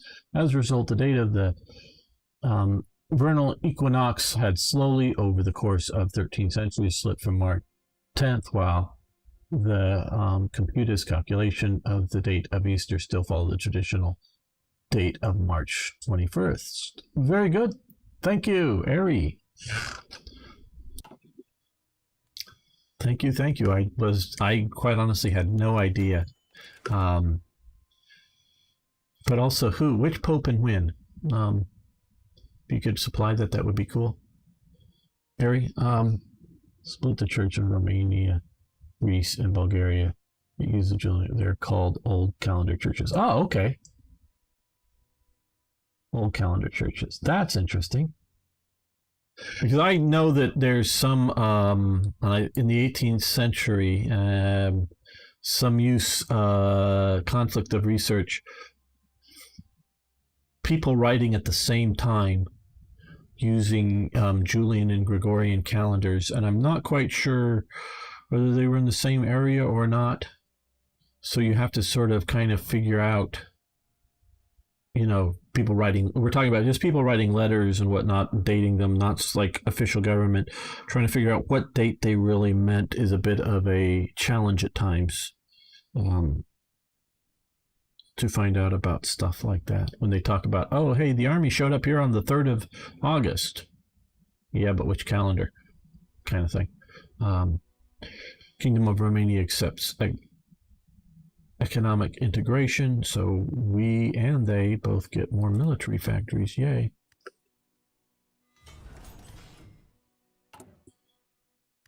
Okay, we're going to move you to the Oust F. And we're going to move you to the Emil, which maybe we should have done that earlier. We also have, oh, there we're at the Emil. Okay, that's why we moved one to the Emil. And there we go.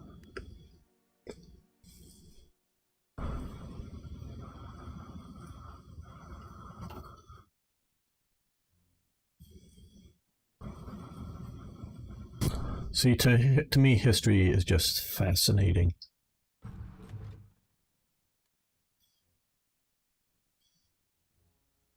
I'm trying to get to the whys and its effects. The only difference between the old calendar churches and the new calendar churches is that Christmas and New Year is different. That is all Easter, and everything else is the same. Okay, very interesting, Scappy. I am not familiar with the Orthodox Church really at all. I mean, I know it exists. Whatnot. Okay, no, those are way too. Phil Gregory introduced October 1582. Okay, thank you. Pope Gregory the 13th.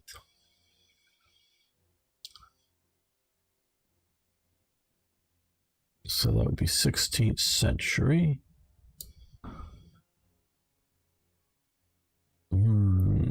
Let's, I guess.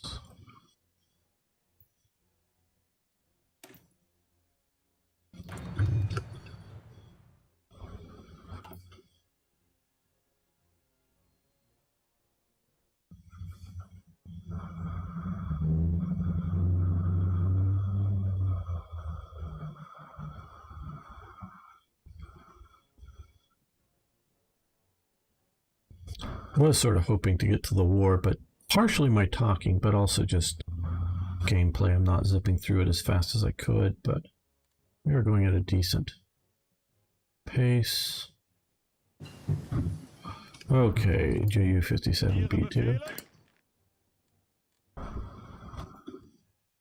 Let's sort of guard our coast back here a little bit more. Don't know if they're going to invade us, but making sure we have a couple of the major ports would be nice. Angetreten. Ausrücken. Zuhören.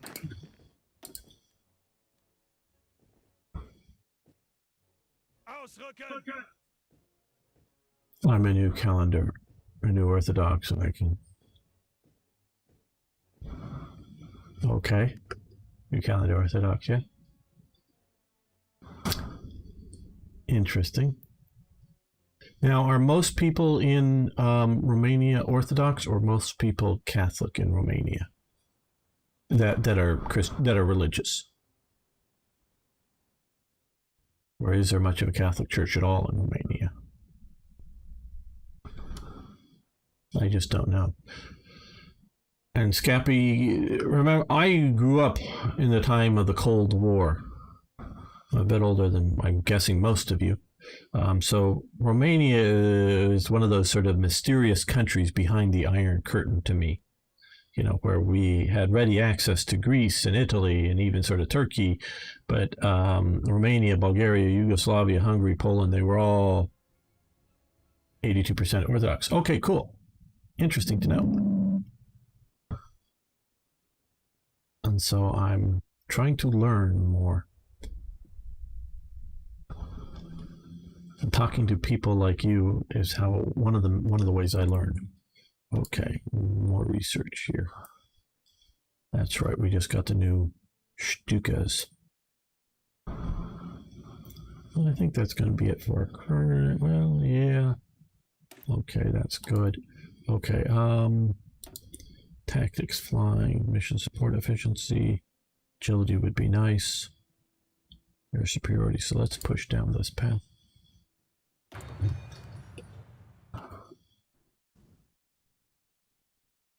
Because as I think I was saying before, maybe you were here, I've sort of learned that Romania's sort of language and written and verbal is sort of odd or different Latin, and that's something I didn't know. How much Catholics are in the Hungarian minority? Okay, that's interesting because I did know that Hungary is largely a Catholic country, and I do of course know that, if you will, in broad terms, Croats in Yugoslavia or in former Yugoslavia or whatever are the Catholics, and the Serbs are the Orthodox, as being the sort of big defining. And now straight to IG Farb in 35 days, because we are going to probably have a shortage, if we don't already, yes, in rubber. Massive shortage in rubber. Massive shortage in rubber.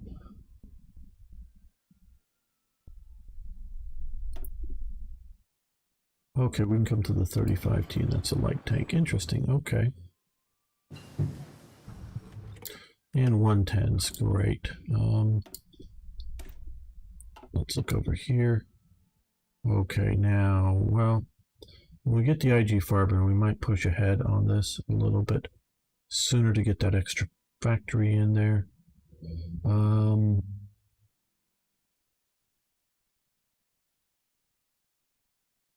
Yeah, we'll reduce bomb damage.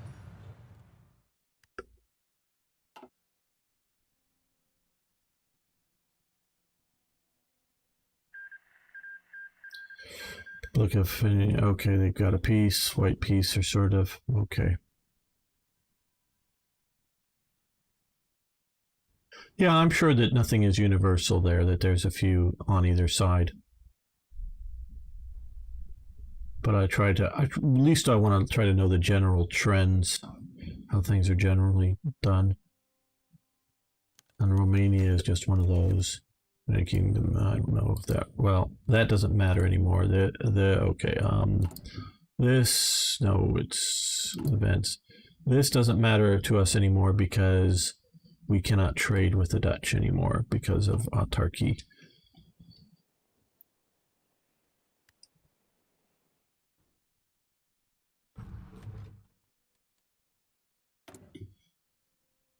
Worsen the economy, yeah, whatever.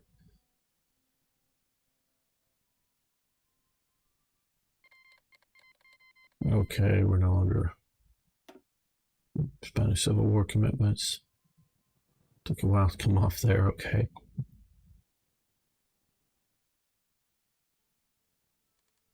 So now we are in January, we are getting our IG Farben.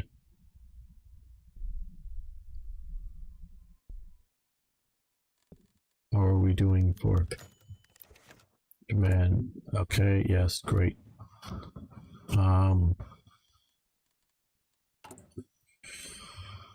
Okay, well, we're coming through on some of this a bit. Okay. Okay, excellent, excellent.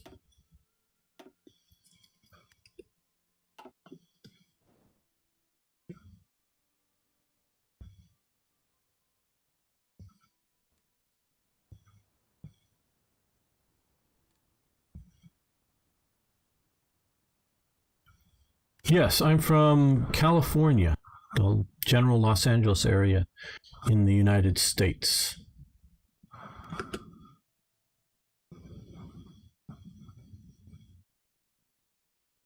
Okay, we can improve or change or infantry expert. That will be an important one. So we want 10% division attack and 15% division defense. Close support, air superiority plus 10%. Yep, we'll do that.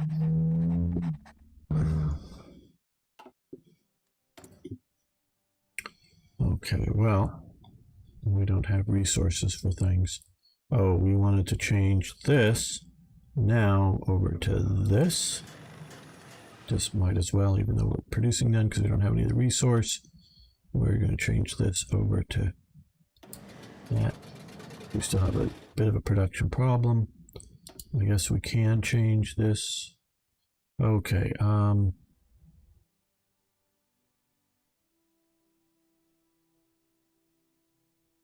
yeah, we might as well do that. Well, that was a bigger hit than I thought we were going to take. Oh well. Okay. I said I'm from Romania, Transfer City of. Yes, isn't it? Yeah, here. Cool. Nice to know. I do like to know where my viewers are from. Most of the people I've vaguely known on the web are from like Bucharest area kind of thing.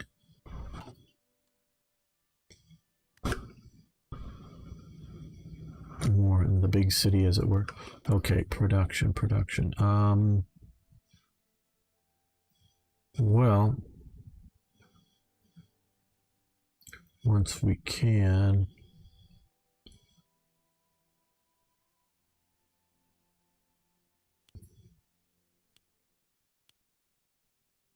we'll do that. We're still producing through this. We are getting IG Farben, which will. Okay, so just before this comes, 3 days left, I want to look at this. We're down by 42. We needed rubber. And for research, we are not doing any rubber research, but hopefully once we get IG Farben, we can do this. And that's 291 days, which will give us one more per. Okay, the province of Romania, not the country. Okay. Okay, you're, I guess, guessing over here. Cool. Cool.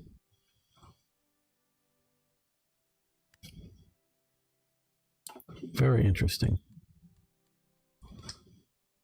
I'm really fascinated by the diverse viewing audience on my channel and trying to learn different people's perspectives. Okay, so now let's go for another day here. And it was 42. I do remember that. Okay, now we're just down by 33.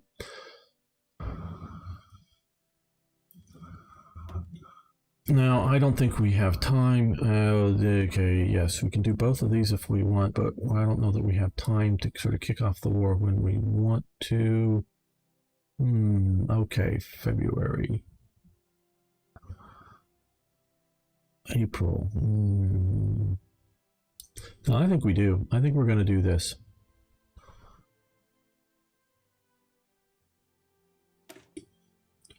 Yep, we're going to invest in IG Farben. More so.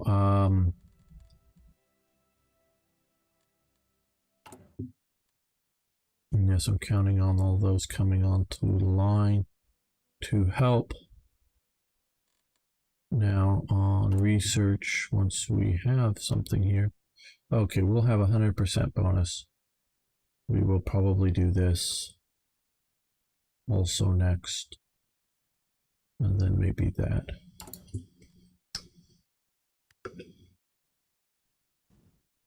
Very south, okay. Oh, here, okay, cool.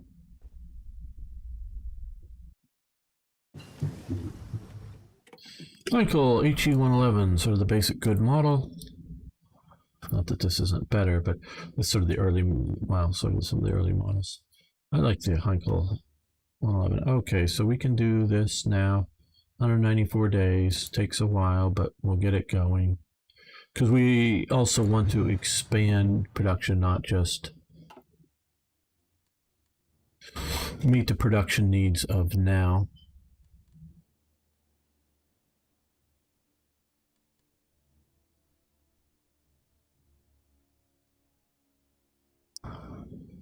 And again, if you haven't already, you can follow me on Twitch and subscribe on YouTube. Everybody out there who may be watching. If you like to hear me rant on about history at inappropriate times. I don't know what Toyjet is coughing about, but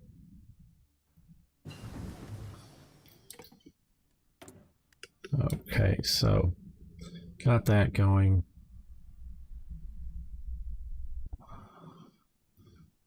Build more capital ships. No, we have enough steel and tungsten problems as is. Okay, we could do this. Joint planning, organization +5. We can now come over here. These are mutually exclusive. Order by task, recovery rate, planning speed, reinforcement rate, max planning. I'd rather have recovery speed, I think.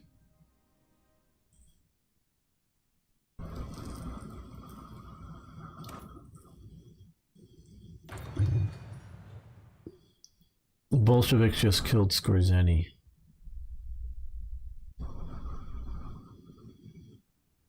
I don't know what you're talking about there. Protectors is automatically a thing. Yeah, unfortunately is. I don't like this. I don't like this at all. Oh, you sent him to Stalingrad. Why'd you send Skorzeny to Stalingrad? What if you need to rescue Mussolini? Or will you get Mussolini rescued? I guess we could do that. That will become useful in time. Yeah, that would be good too. Things often don't seem to go well with you, Toyjet.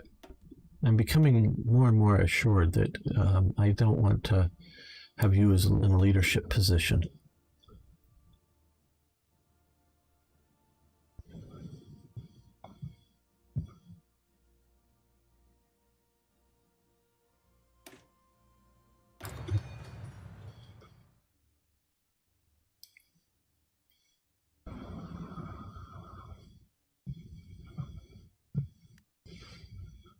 Skorzeny, I know that's his last name. He was an Austrian.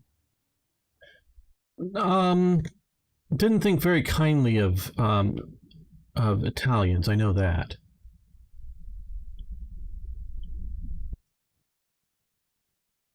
I'm talking about Hearts of Iron 4 Black Ice OCB, and I'm asking, is it better? Because we've yet to play enough to say for sure one way or another by any means, but it could be. So yeah, I'm comparing Hearts of Iron 4 Black Ice with Hearts of Iron 4 World Ablaze is what I'm comparing to. Have you been listening to enemies? You probably didn't want an early World War II game when someone supports Czechoslovakia world. Yeah, well, no, because they do it through. You do it through national focuses, and they're trying to make as historical as possible game. So this is because it was a protectorate, it wasn't a Reichskommissariat. Big deal about the names differences. That's not what I'm arguing over. What I'm sort of arguing over is when we come to managing our subjects, we look here, and we see they have these focuses. They're freaking spending time doing air techs. Oh, well, now they've done this. That's cool. That's definitely expanded them. But all this whole thing and the idea that their production techs, because although they give us some factories because they're under us, is just not as good, and we to get their iron or their steel out of them, we have to trade with them. I just, because we are trading for Reich Commissariat, steel from them, I just don't agree with it. It's not the worst solution. It's not entirely incorrect, but I think it's better that it's just integrated straight into Germany in game terms. You can still have the idea of theory that exists, but yeah. Yeah, OCB, look, I really like Strategic Command World War II, the war in Europe or the global one. I really like that. I like better War Plan. Now, that's just a European-focused game. I really like even better War Plan. I like it. I enjoy playing it. Hearts of Iron 3 Black Ice with all of the sub-mods, I really love. I think that is the best game out there. I actually really like, I have problems with, I really like Hearts of Iron 4. The idea that you're producing equipment, and then you train units. I could go on a lot of really good things about Hearts of Iron 4. There is no one game that means I'm not going to play the others. None of them are there yet. Strategic Command, in my opinion, actually plays best as Strategic Command World War I. I love that game. That it plays just its sort of scale and its mechanics. It lends itself best to World War I over World War II. Because some of the change-ups for War Plan, I'm trying to compare grand strategy games. I mean, hey, I enjoy playing Axis and Allies. You may see a short series. I plan on doing some more. I want to do a multiplayer, two-person player Axis and Allies game. It's a fun game. Obviously, it's a sort of grand strategy game, but it's just freaking Axis and Allies. It doesn't scratch the itch that this kind of stuff scratches for me. War Plan, because of some of the things, it lends itself better than Strategic Command at that scale for World War II than Strategic Command. Yeah, I know there's other games out there like World in Flames. It's a great game, but it's only multiplayer. It doesn't have a single player option. I think the AI for like Strategic Command is more challenging. Now, it's a simpler game, is more challenging than the AI for at least standard Hearts of Iron 4. So you get all these different sort of things out there that I can't just jump into one and go, this is it, I'm done. I'm only playing that. Skorzeny is a Slavic name. If he's from Austria, most likely he is from the Slovenian minority there. Yeah, I'm not quite sure exactly where in Austria. I know he doesn't think highly of Italian soldiers. Not that he hates Italians. I don't think anything like that. I don't know, but I don't think he hates them. He doesn't have a very high opinion of Italians in a military sense. A lot of Austrians are generically Czechs during Habsburg occupation. Okay, Habsburg occupation of Czech Kingdom. There was a massive migration to Vienna and rich parts. Funny part is that these ex-Czechs tried their hard to be more Austrian than the Austrians and discredit Czechs living in Czechoslovakia basin. Okay, that's very interesting. And see, I personally am a culturalist. I am not a racist. I judge individuals are individuals. But when I'm looking at large groups of people, I look at their culture. And so what Raghar Delshi is saying is they became Germans, maybe not genetically Germans, maybe, depending on who they're having sex with, but they became very German in their outlook and their attitudes, these former Czechs, or maybe I should say former Bohemians or Moravians, as when they came, because there was yet to be a Czech identity as far as I know it, because I when I am reading back, especially during the Winter Kingdom, they call themselves Bohemians at that time. And the Winter Queen. Who was the Winter Queen? Sounds like something out of C.S. Lewis, but there was a Winter Queen of Bohemia.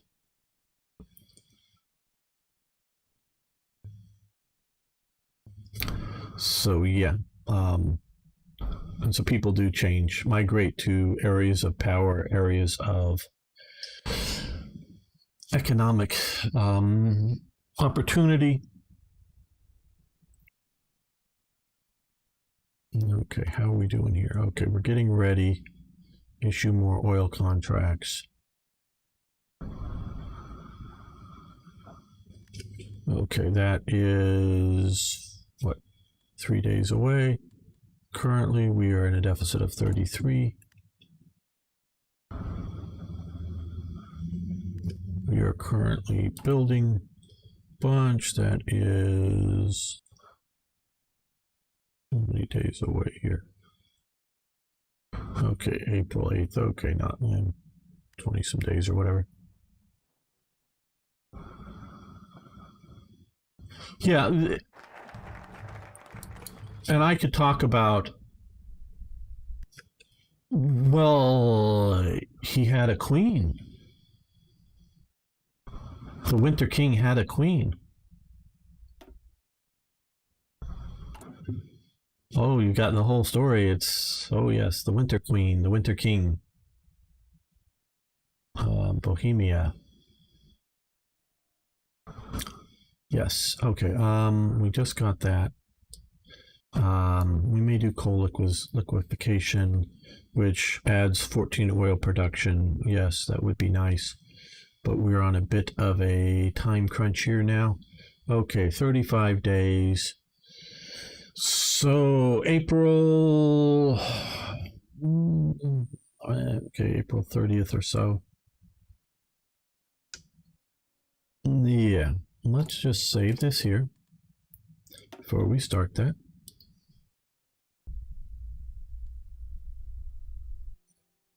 I'm guessing Raghard Delshi is Czech, but I'm not sure, just from his interest in knowledge. Maybe you said before, I don't remember if you have.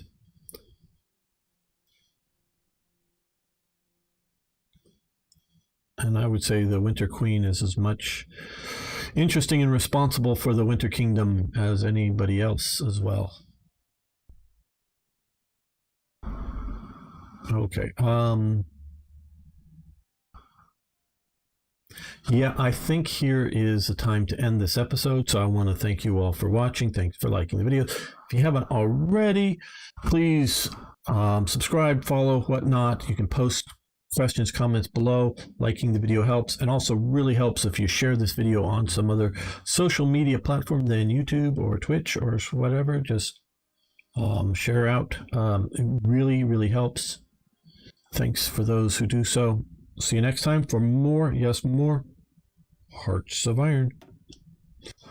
Okay, guys, I think I need to give my voice a break, and we will pick this up. I was hoping to get to the war today, but it just, timing-wise, I don't want to start sort of it. I want to make a sort of good, complete episode, and I think that's what we're looking at. Maybe next time, get through this. I know. How are we doing out here? Okay, Japan's doing all right.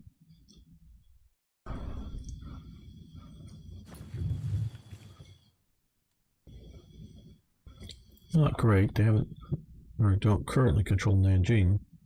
But yeah, get control of that. That shuts off a lot of Chinese capabilities. Hey, thanks for following. Do appreciate that. So, just a heads up, tomorrow I will be streaming War Thunder. Any of you are invited to come and play along with me. I will, if there's a big bunch of us, we can set up a custom battle. If it's just smaller groups, we'll rotate through those who are in the squad. Unfortunately, we only do 4 at once, so we'll rotate through some of that if you want to join us for War Thunder, or just come and watch, of course, and we talk about things, though a lot of game playing. Thursday, I will be streaming more of the early look at Panzer Corps 2, and they were dealing with the 1939 DLC, which right now we're fighting the French. We may end up invading Poland. So